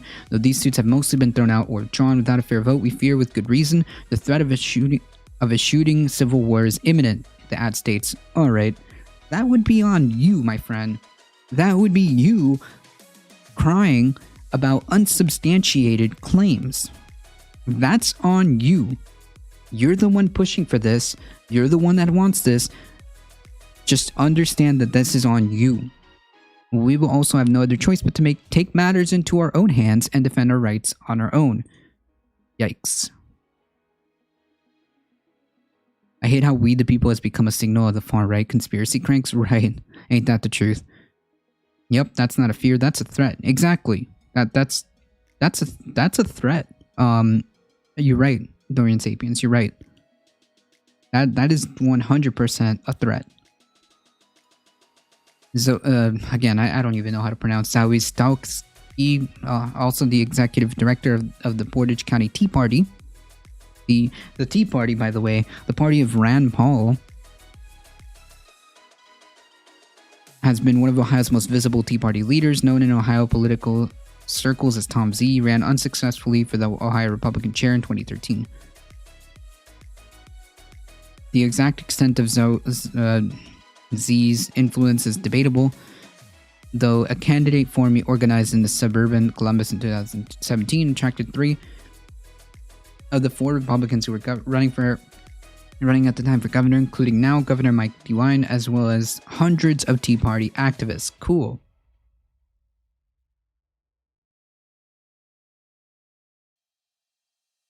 In 2018, he made the news again when he denied that an offer to endorse then Lieutenant Governor Mary Taylor's gubernatorial campaign in exchange for $1 million to help fund candidates for the state Republican Party Central Committee constituted an extortion attempt. Ah. Wow. How can you run this ad? How can you run an ad this violent in the newspaper? Yeah, I don't understand how this even, I don't even understand how this made it. Who approved this? Somebody had to approve this. Ohio Attorney General Dave Yost wrote on Twitter that the ad is utterly irresponsible, ahistorical, and without precedent or legal rationale. Yost, a Columbus Republican, submitted a non-binding legal brief last month in support of one of the lawsuits filed on Trump's behalf in Pennsylvania, which Biden won about 80,000 votes. Cool. Nice meme. So yeah, this is clearly the level of copium the Republican Party's willing to go to, including just completely shredding the Constitution, declaring martial law. This is what they would. The limits that they would go to. So clearly, the Republican Party is not the party of democracy if they're willing to even entertain these ideas. Okay? If they're even willing to entertain these ideas, you can no longer say this is the party of any type of democracy and immediately should be condemned. But all I hear are crickets from the Republican side, except for Save One.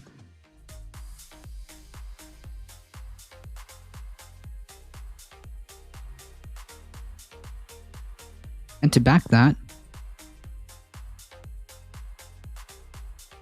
Representative Mike Kelly asked Supreme Court to nullify Biden win over Trump in Pennsylvania as he challenges mail-in ballots rules. Again,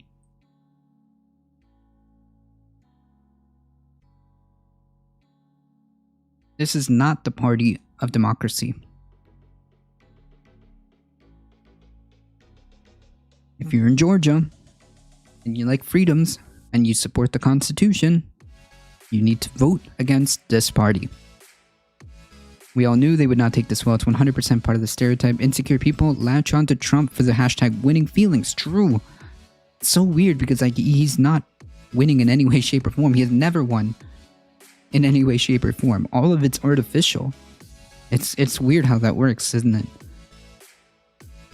Insecure people do not handle losing well at all. True.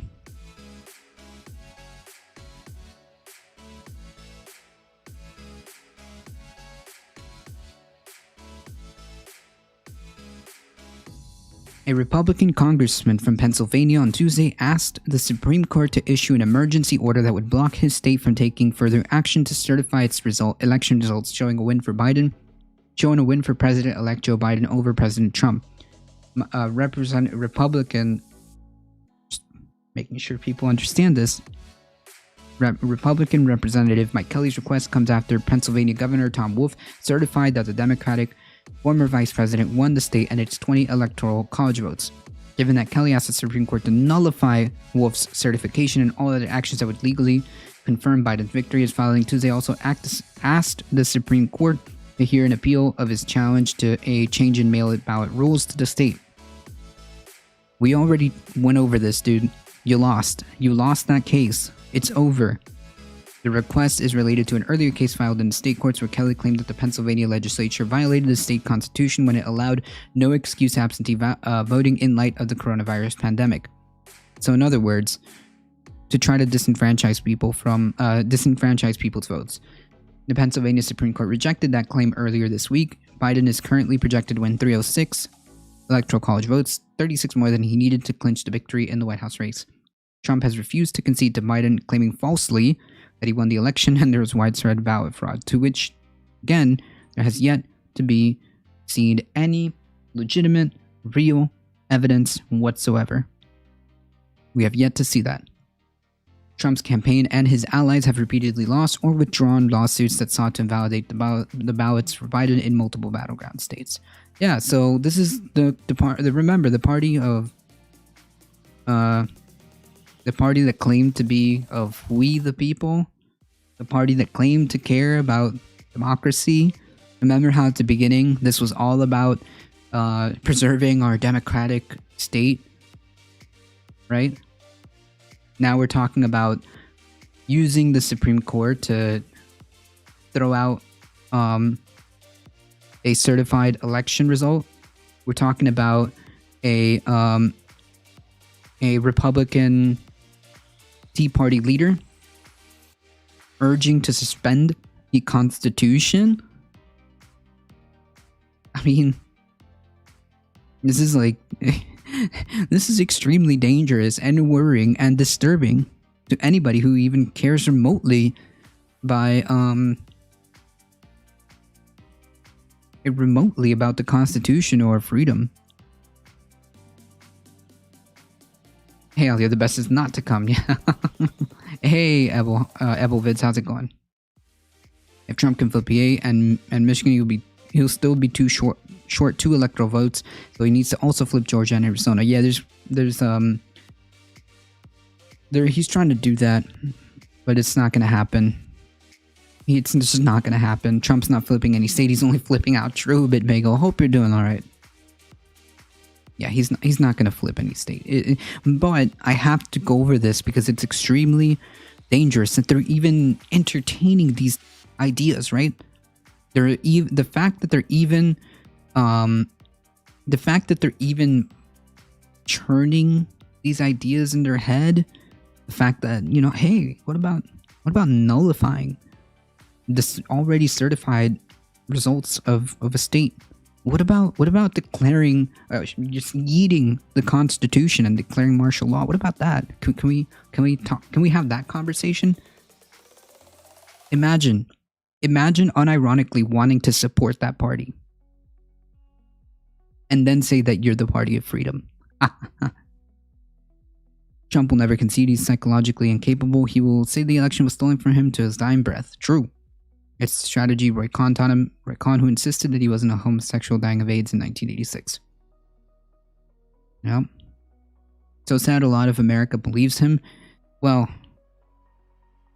enough to worry me. Bitbagel. Enough to worry me. The fact that even 30%, usually he spans around 30 to 35% of the country. And of course, the overwhelming of the Republican Party supports him. A volcanic popsicle. The election was a fraud. Vermin Supreme won. True. The real winner. The real actual winner was Vermin Supreme. True. How's it going, volcanic popsicle? Hope you're doing all right. This is what happens when you dumb down education. True. True.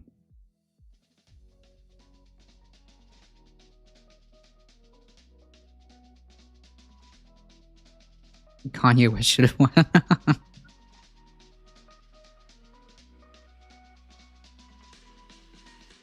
Yep, so this is the Republican Party asking to, or having the conversation to suspend the Constitution, to just throw out certified election results. I mean, yeah. This is the Republican Party, the anti-democratic party. They don't care about democracy. They don't care about the Constitution. They don't care about liberty or freedom at all. It's clear these Trump lawsuits show his cult followers that he despises all government. Ironic is using the government courts. True. I'm doing pretty well, thanks. Hope you're doing well too. I'm chilling. Thank you. Turning our attention back to Georgia, which is extremely important unless you're a Trump supporter. This does not apply to you. As far as you're concerned, you need to teach the GOP a lesson and sit this one out. Stock trades after coronavirus briefing complicate Loeffler's re-election bid. A new U.S. senator from Georgia has come under fire for selling $20 million in stock after briefing in weeks building up to the coronavirus pandemic. Yeah, I'm sorry. Oh wait, no, this is old. Wait, this is old. But relevant considering that she's running up in January. Just as a refresher for you, fine people in Georgia, this is what you would be voting for if you want to have a scumbag in the Senate. This person had briefings in the weeks building up to the coronavirus pandemic, and just magically, just by coincidence, nothing nefarious, it's a wild coincidence that she sold off $20 million in stock and rode out. Just a friendly reminder.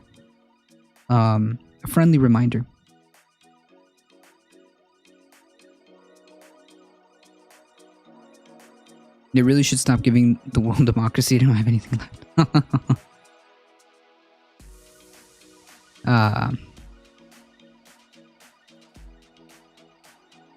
It just keeps getting better, doesn't it? Why isn't Loeffler in prison for insider trading? Because money. It's the money. Why did the PA Republican Party allow the mail-in ballot rules to become rules in the first place, and only after the election they wanted to change them and throw out votes follow the rules they made? This is a child's argument. Yeah, they're all children. They're all like screaming children who are whining that they lost. That's it. They're crying, melting snowflakes because they lost. That's it. That's the core of the argument here.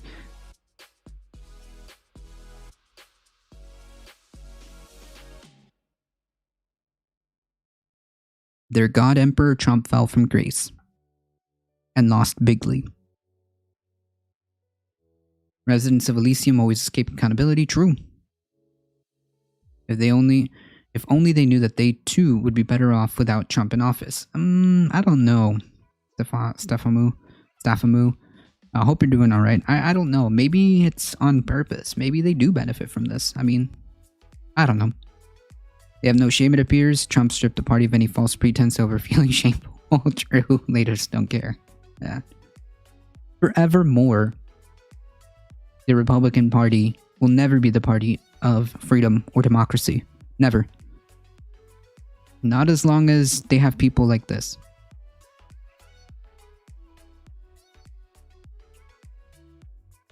In further news, it just keeps getting better. The Justice Department, again, headed by President Trump's picks, right? The Justice Department is investigating a potential crime relating funneling money to the White House or related political committees in exchange for presidential pardon. So, another instance of quid pro quo, according to the court records unsealed on Tuesday in federal court. The case is the latest legal twist in the waning days of President Trump's administration after several of his top advisors have been convicted of federal criminal charges, and as the possibility rises of Trump giving pardons to those who have been loyal to him. Cool. Totally democratic. Totally okay in a healthy democracy. The disclosure is in 20 pages of partially redacted documents made public by the D.C. District Court on Tuesday afternoon. The records show Chief Judge Beryl Beryl Howell's.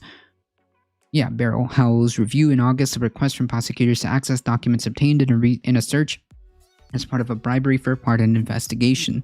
Cool.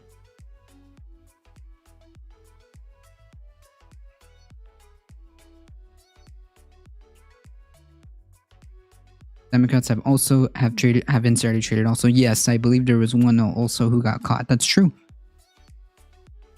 That is very true. The Democrats aren't saints. Yes, 100%. And we shouldn't be afraid to criticize them either. You know, like, for example, this horrible pick for was it economic advisor or something like that? Neera Tandon. Jeez, the more I read about her, the more I cringe. Like, Biden should no.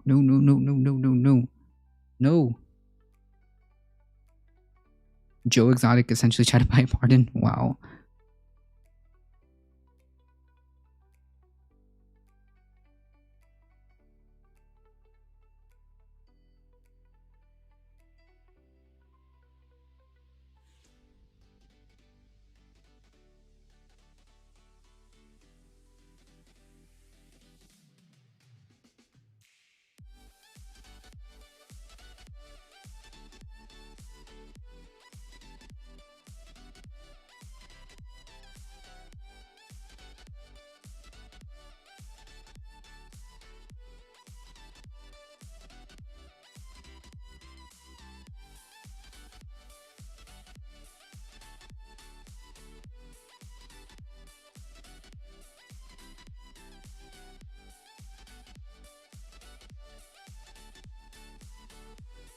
Cornel West has no problem criticizing the Dems. Oh yeah, I know that for sure.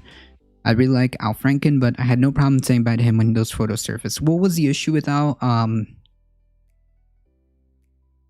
What was the issue with Al Franken? What was the controversy?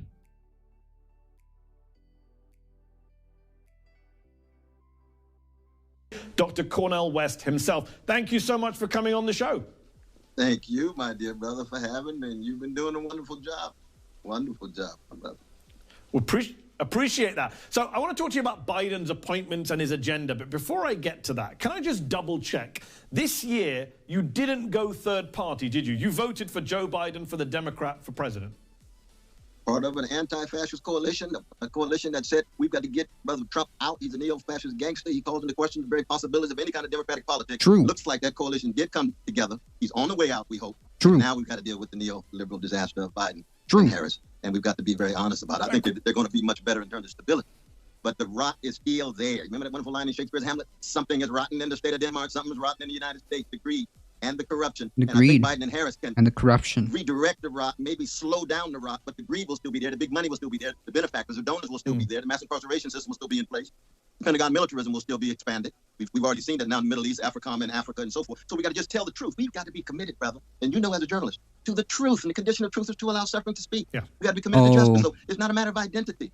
You got an all-women group. Yeah. Women can lie just like men. Black people can lie just like white people, like brown people, and Yeah. indigenous people. So- it's integrity. so it's I want to come back to that. It's solidarity. That's what we're concerned about. I'm going to jump in. Dr. No, West. go right ahead. I want to get into that with you. I want to get into that with you. You've jumped ahead to my next question. But before we get to that, a great point you're making there. Before we get into that important discussion, just to finish off this point, your critics would say, yay, well done, congratulations for being part of an anti-fascist coalition in 2020. Why weren't you part of that anti-fascist coalition in 2016? Do you regret your vote in 2016? Did you just not realize how bad Trump would be? I thought that maybe there would be stronger mechanisms of accountability for Trump. I really did. And I didn't even think that Trump would actually win. And I thought that by supporting Clinton, Wow. that it was just a matter of This is so good. I love this. I love it. Democrats scored 2 judicial victories. This is 17th of September. Resigned after yikes. Cringe. Doc. Cringe volcanic popsicle. Cringe patient sloth. Cringe. Yep. Blagojevich. Hey, all kinds of BS. Same. You know, all the memes about Harris being Republican, I'm okay with that. More influence, yeah, it's better. I mean, shouldn't be slightly better. Even slightly better than Biden. So, again, if I have the options of doing less bad I'm always gonna choose the options of less bad, right? So like if you were to give me a choice, like just a hypothetical choice between a Joe Biden or a Kamala Harris, I mean she seems to be a little bit better than Biden. Well, some of her past records are kind of cringe, but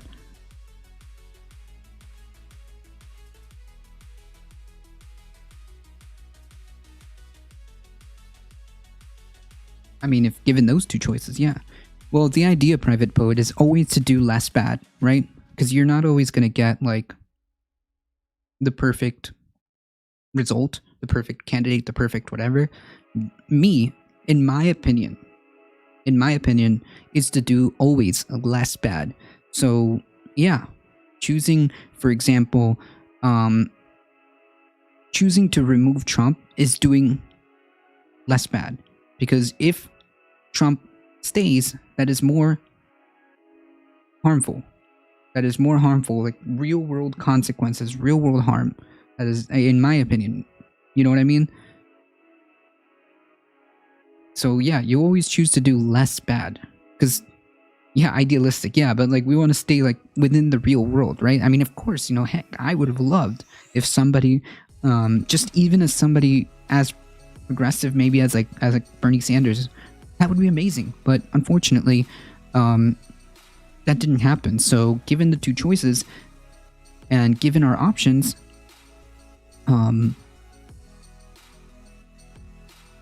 that's it. That's what we had. Stop looking at Trump and start looking at Biden. Oh yeah, we will. Trust me. We will. I'm hoping that Harris would listen to public input a bit more than corporations than Biden will. A little bit. Like I said, it's like a marginal improvement. It's like it's slightly better, but slightly better is always going to be better than no better. I don't know if that made sense, but you get the point. Some good, okay. A longer, deeper left opposition. Some good is better than no good. I didn't think that Trump was going to win. I thought Hillary was going to win no matter what. And I'm in the state of Massachusetts, so you know that was going to go for Sister Hillary no matter what. Anyway, very much so. Yeah. Okay. Now, if Hillary ran this Biden. time, I would have supported her. I would have supported Hillary this time, as much as I'm critical of her. Because that's part of the anti-fascist coalition. Fair enough. Absolutely. Fair enough. No. I totally understand where you're coming from in terms of anti-fascism. Let me ask you this. Let's talk about the people Biden is appointing. You just touched on an important issue. They're very qualified, clearly very clever, especially compared to the current bunch they're replacing. They're also very diverse. For example, Fox News is reporting that Biden might select former CIA veteran Darrell Blocker as his new CIA director. He would be the first black man to run the CIA, and he would be working directly under the first woman to be director of national intelligence, Avril Haines. In addition, you've got the first all-female White House communications team, as I just mentioned, the first female Treasury Secretary, Janet Yellen. She's one of 4 women on Biden's top economic team. That's all great, but like it seems like that's kind of like a bit on the id pole. Like, are they going to actually improve the conditions of this country? If they are, then I'm 100% in favor of it. But like, what is like? Okay, so yeah, exactly, drones, but in pink. Exactly, gaming mind. Like, what is the point? If they're gonna perpetuate the same system, it doesn't matter if they're women, right? If it's gonna be the same results. Now, if you tell me it's gonna be a coalition of women who are gonna try to move in a more progressive way, who are gonna try to improve the material conditions of people here, then I would be like, yes, this is amazing. But like, it just seems more of the same. And again, as I warned at the beginning of this stream and last stream, if the Biden administration does not produce palpable results, it will be disaster. Team, including a former Princeton colleague of yours, African-American economist Cecilia Rouse, who will run the Council of Economic Advisors. Now, they're all undeniably groundbreaking firsts, but some on the left say, no, it's meaningless identity politics, a distraction from their views, from their ideology. Where do you stand on this? Well, I would say it's not meaningless. It's significant to have a variety of different kinds of people. Yeah, sure, absolutely. But it's not their racial or gender or sexual orientation or identity that gives the major marker. I want to know what kind of integrity they have. I want to know what kind of analysis and vision they have. I want to know what kinds of concerns do they have for poor people. Yeah, I'm part of the legacy of Martin King, brother, till the day I die. and poor people, working people, no matter what color. Not just here, but around the world. In Wow. Ethiopia, in West Bank, in Gaza, in Tel Aviv, Wow. in Guatemala. Amazing. Spiritual and a moral matter. That's why Imagine. when Shakespeare talks about rottenness, he's saying that. Imagine actually like caring. Wow. Imagine actually caring. Jeez, what a concept, right? Corruption and the greed cuts much deeper than just identity politics. It's a human thing. And that's why predatory capitalism, that's why militarism come out of the Pentagon. These are not PC categories. These are actual realities that are crushing precious human beings of all colors. And if we lose the moral and spiritual standards in talking about identity, then we're going to end up with just a more diverse empire, a more diverse predatory capitalism, a more diverse patriarchal orientation, because, you know, women can fit into patriarchal identity quickly in the same way black folk can fit into white supremacist one. So that I never Right, so it's like exactly as Private Poet said, drones, but like in pink. I do want to see diversity, but I want to see diversity at the deeper but it's moral not and enough. spiritual level of concern with working people. I think that's very well put. I mean, people forget Donald Trump appointed a woman to run the CIA. It doesn't mean that the CIA was suddenly a progressive institution overnight. Let's talk about economics, a subject close to your heart, the state of the economy, poverty, inequality. The New York Times had a headline today. We'll put it on screen. Quote, Biden's economic picks suggest focus on workers and income equality. There is good news in there for I progressives. hope so. People like Cecilia Rouse, who I mentioned, and Jared Bernstein, they have strong progressive economic records. Well, I mean, Cecilia Rouse is my dear sister. As you know, she's the daughter-in-law of the one and only Toni Morrison, you know, the greatest literary artist of our day. I have great respect for her mind, but keep in mind, she was part of the same Lawrence Summer-dominated council under Obama. Now, I don't know exactly where her voice was, but she strikes me still as very much in a neoliberal zone. She could be changing. I know recently she's talked about a call for serious relief. So you got, I want to give people a chance, but I like that verb suggests, because we got to see what kind of priorities are they really going to have. Janet Yellen is trained by Joseph Stiglitz. Joseph Stiglitz is one of the most important progressive economists around. Will she be able to deal with that Stiglitz, James Tobin legacy she got from Yale, or will she fit right into the Biden neoliberal project? We don't know. We shall see with our dear sister. I want to give her a chance, but I'm going to put question. And this is why, in a principled, moral, spiritual, and political way, because the rot, the greed, the indifference toward the suffering of poor and working people of all colors in America can keep alive the fascist movement. That's what keeps alive the Trump. Yes, and again, what we need is palpable results. That's it. Right now, I think that the number one priority has to be, or at least like the two things that we need to address now. As soon as the inauguration is complete, as soon as the transition of power is complete, we need to address the coronavirus pandemic, which goes hand in hand with the economic crisis. If we cannot get people the healthcare that they need, if we cannot solve and improve the material conditions of the working class, of the middle class, of small businesses, disaster. And then, if we can manage to get these things under control, we can start talking about, probably, because it would probably take like a year to get the vaccines rolled out. So I guess at the beginning of 2022, climate change, and that could be even enveloped with this economic and healthcare stuff, right? And care from Grunans to identify a group of minorities that will fight.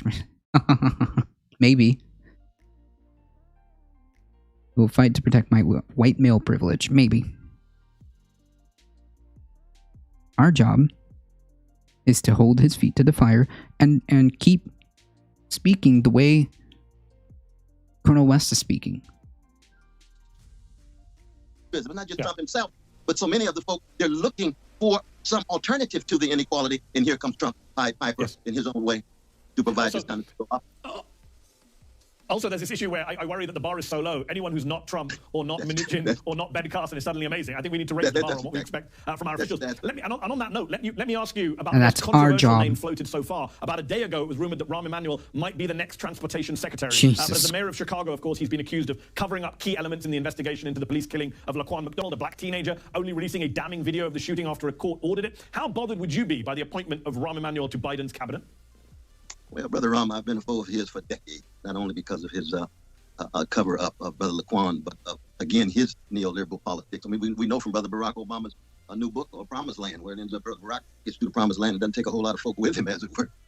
But it's clear that it was Rahm Emanuel who was pushing the centrist neoliberal policies that would not speak to the depths of the crisis and catastrophe on Wall Street and allowed for the Wall Street gangsters to get off free, the Wall Street criminals to get off free. And then the policy of providing the trillions of dollars to those Wall Street folks, the very criminals who had caused the crisis, benefit. So that's not just a matter of race. True. We're talking about economic injustice tied to Brother Rahm, and he's got to take responsibility for that. So yes, I'd be very upset. But it's not just Rahm. It's just there's a whole array of those moderate neoliberals who constitute the corporate wing of the Democratic Party. That was not fair to my brother Bernie Sanders, but I know that's over now. We have got to be vigilant. Individual. That's what I said. That's what I said. Now, I gotta push back a little bit. The term like these, I think he's using the term centrist incorrectly. It seems like these are not centrist people. These are more to the right. I don't know. I wouldn't say centrist. In our voices and collectively on the street. Biden and Harris, we shall see. It's suggesting that you're going to deal with some inequality and poverty. Let us see in execution. I want to come back to you and Bernie Sanders in a moment, but just sticking with the Biden team, most of these names, these appointees, are veterans of the Obama administration, which I know you had high hopes for. You campaigned for back in 2007, 2000. Yes, and okay. Again, these are names that are being floated around. Every time one of these horrible names get floated around, we must make it vocal and clear that these people shouldn't have a spot. It's time for real leadership. We know what happened in the Obama years, okay? Yes, there was improvements. Yes, it was stable. But for who?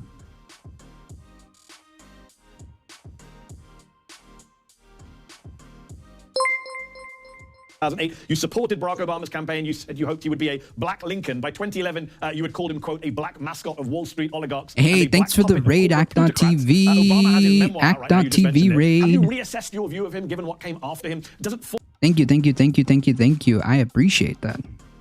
4 years of Trump's impact, doesn't that change the way we see Obama's legacy? Well, I mean, I've always thought that Brother Barack was a brilliant brother. He's a highly poised brother. Sister Michelle is magnificent, the two wonderful, wonderful daughters, too. But my assessment of Brother Barack is even worse now when I look at the book, because he tries to engage in rationalizations of his captivity to Wall Street greed, the rationalizations to Pentagon militarism. Where is the wrestling with assassinating American citizens with that killer list every Tuesday with no due process? You see, if a Republican did that, New York Times would go 8. Barack does it, nobody wants to say a word. Where's the moral consistency? Same was with drones. I thought he was going to say something about how he felt as if he could come to terms with drones. Bush, 45 drones, war crime. Barack Obama, 563 drones, three drones, war crime. I call him, I'm just being consistent. I said the same thing about Bush, I say about him. I'll say the same thing about Trump, even worse. We'll say the same thing about Biden. It's a matter of being morally and spiritually consistent here. And so the book actually reveals even more a confirmation and even almost vindication of what so many of us were trying to say. And I'm not the only one, as you know. Adolph Reed has been saying this, and Brother Matt Diaby, and Chris Hedges, and Naomi Klein, and Noam Chomsky, and hey, Larry Paul Weird. Street. I mean, I'm not the only one. Glenn Ford, True. I've never heard someone speak the way he does. Yeah, I mean, he's got it on point. Let me ask you this. One of the things Obama was so worried about. You say what? Indeed. Let me ask you this. One of the things Obama was so worried about, and what Biden has been so concerned about this year, was being tagged as a socialist, the dreaded S word. You're a proud democratic socialist. Why do you think so many Americans recoil from that word? You even had House Democrats blaming socialism for down ballot losses this year in places like Florida. Because they don't understand. There's a association of socialism with the Soviet Union, association of socialism with repression and regimentation. So you understand that kind of misunderstanding. It's sad that is still often something that's taken place. But the kind of democratic socialism I'm talking about was the ways in which Helen Keller was a democratic socialist, the way in which John Dewey was a democratic socialist, the ways in which Reinhold Niebuhr was a democratic socialist, the ways in which Martin Luther King Jr. was a democratic socialist. That has nothing to do with Soviet Union. Has nothing to do with repression, nothing to do with regimentation. But in the minds of most people, when they say social. And for me, it's not really about an ism, just like I was telling Brother that as a Christian, I'm just trying to bear witness to a truth and justice that has to do with the least of these, the poor, the persecuted. It has to do with the genius of Hebrew scripture, that spreading of hesed, that loving kindness to the orphan and widow. Damn. What Colonel West is talking about, just plain and simple, is empathy. Empathy. That's what he's talking about. Empathy. Of course, he is doing it because he's a very religious person, which actually kind of helps him in the U.S. As Comrade Bubbles just pointed out, he knows his audience. But what he's talking about is empathy. Hey, K, how's it going? All right, let me see if I can turn it up a bit. Fatherless and motherless, and that includes structures. See, the Jesus that I follow went straight into the temple and ran out the money changers. Well, what was the temple of that day? It was a huge place. It was Hollywood, Harvard, White House, Pentagon. That's where the temple was, to run out the money changers, those who had idols that overlooked the humanity of the weak and the vulnerable. That's why Jesus was crucified, because he ran the money changers out of the temple. So that's Wall Street, that's White House, that's Pentagon, that's Hollywood, that's Harvard, that's Yale, even a little Oxford, brother. Even Christ Church Oxford, when too many of the elites are shaped and molded and don't have enough don't have enough True. True. As Trevor Borns pointed out, if conservatives had empathy, they wouldn't be conservative. True. Socialism is the new red. It's always like this. Very weird. It's been like this for decades, probably more. Justice is what love looked like in public. Yep, I've heard that. Matt Gaetz just tweeted that Trump should pardon himself and let his family protect themselves against the left's lies. No way. We'll take a look at that. Not all. There's Someone's been Googling me. Can somebody find that for me? We're almost out of time. I've got to ask you an important question before we run out of time. You've been a lifelong opponent of racism, of white supremacy. We saw the Black Lives Matter movement go mainstream in America this year. Majority support from the public for the first time. But what happens now to Black Lives Matter? Will a President Biden, like a President Obama, make people think racism and police brutality is a thing of the past? How do you keep people energized? Keep people energized by connected to the best. That's what Sankofa is. And what is connected to the best? Martin Luther King Jr., who said you got to always highlight 4 issues: poverty, militarism, racism, and materialism, and thinking you can possess your soul by means of possessing commodities. So that when we talk about Black Lives Matter, it's always in the context of the struggle against poverty, the struggle against all forms of xenophobia. Yes. Not just racism, but sexism, not just sexism, but homophobia and transphobia, anti-Jewish ideology, anti-Palestinian ideology, anti-Arab, anti-Muslim ideology, and then always connected to some alternative to a system obsessed with profit making at any cost, that produces a culture in which people think they can do anything to the weak at any cost. And that includes on the global Spread the faith. I want to join in. Right across the board. It could be Ethiopia, it could be Israel. True. They think they can do something and get away with it without any moral standards, without any spiritual Because it's Florida, Stefano. Bear witness. Through voice, through movement. Well said. I think we're going to leave it there on that very uplift. Nice. I love it. That was a well-placed, well put. Well put.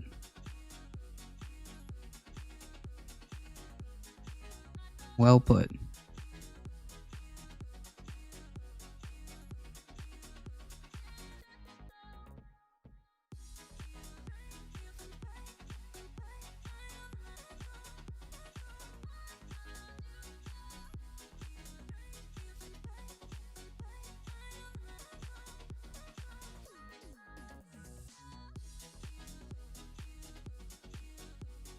Wait, is it representative?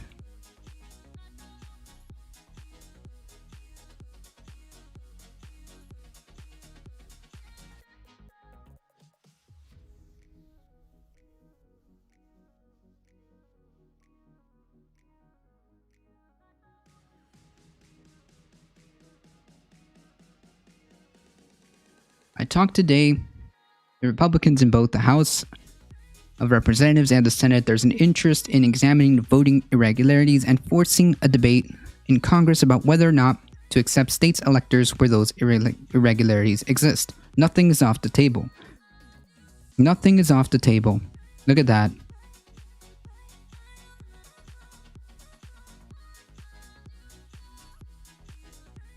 He's the idiot who pulls all the PR stunts and thinks he's hot shit. Yep. Gaetz shouldn't be a politician. I don't know how a man like him gets elected. He is Florida man. This is Florida. So yeah, the party of who claims to care about the Constitution, the party who claims to care about freedom, the party who claims to care about democracy. Again, this is what, the third or fourth example today, just today. The third or fourth example just today, showing just how anti-democratic these people are, just how willing, again, this is to be vigilant, just how willing they are to completely yeet the Constitution, completely yeet the will of the people. And if you belong to this party, I should say, have some introspection. Not sure he has a choice about accepting state electors. States' elections aren't the federal government's jurisdiction. That's true. That's true, Dorian. But the fact that they're having this conversation, the fact that the Republican Party is having this conversation is disturbing. That's what I'm trying to point out, right? Whether they can or cannot is irrelevant. What I'm trying to point out is this is who they are. This is what they want. In a perfect world to them, they would just circumvent the will of the people. They would just circumvent the Constitution. I showed an example of the guy in Ohio who just said suspend the Constitution and declare martial law. We have the other representative saying that they should throw out the electoral votes from Pennsylvania. We have a Representative Matt Gaetz saying that whether or not we should have a debate or talk about whether to accept state electors or not. I mean, as long as they can keep their guns before seeking birth. Yep, that's right. That's all that matters. Do they think that we can't find?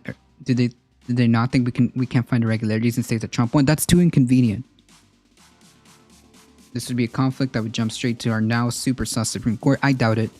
Legally speaking, I doubt it, but it's to keep eyes open, and it's to illustrate the willingness or the mindset that these people have, right? This is dangerous. This should be condemned. And if you're a Republican, maybe you should have a little bit of introspection about what your party is trying to do. And maybe, hey, it's okay to criticize them. It's okay to be against this. It's okay to, to be opposed to this. Anyway, guys, it is 11:26. I gotta get going out to work. Thank you guys so much. Thank you, Act.tv, for the raid. Thank you guys for the follow. Patient Sloth, Lily Ross, Ben, the troll, $27 who followed yesterday. Dan Joe who followed yesterday. Punch Drunk Popin who followed yesterday, and Renardis who followed yesterday. Thank you guys so much. I really appreciate it. Again, guys, please, if you like the channel, if you like what's going on here, hit the follow button and join us on YouTube. Smack the sub button over there. Thank you, Comrade Bubbles. Yep, check it out. Thank you, Doc, for showing up. Thank you, guys. I really, really, really appreciate you all. You guys are what makes this happen. Thank you, guys. I appreciate all the support. We can't do this without you. I'll be back tomorrow, 9 a.m. to 11 a.m. Eastern Time, doing news and politics in the morning. Again, if you like the channel, hit the follow button, subscribe to us on YouTube, all that wonderful jazz. I really, really, really appreciate it. I'll go ahead and leave this here. Merch link? I see the merch link.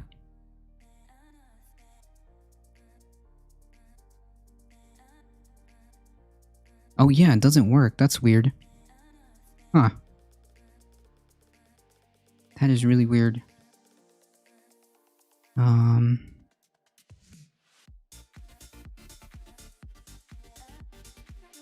really quickly before I head out.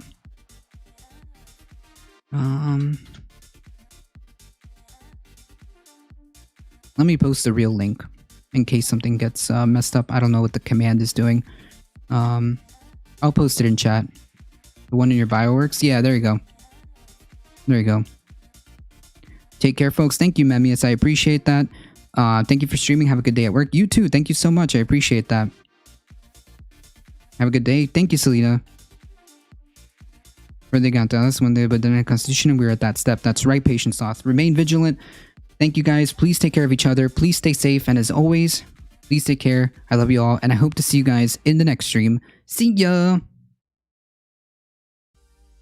Really quickly, let's head on over to Tina's channel. Tina's streaming. Let's do it. Alright, folks. Yes, be safe, everybody.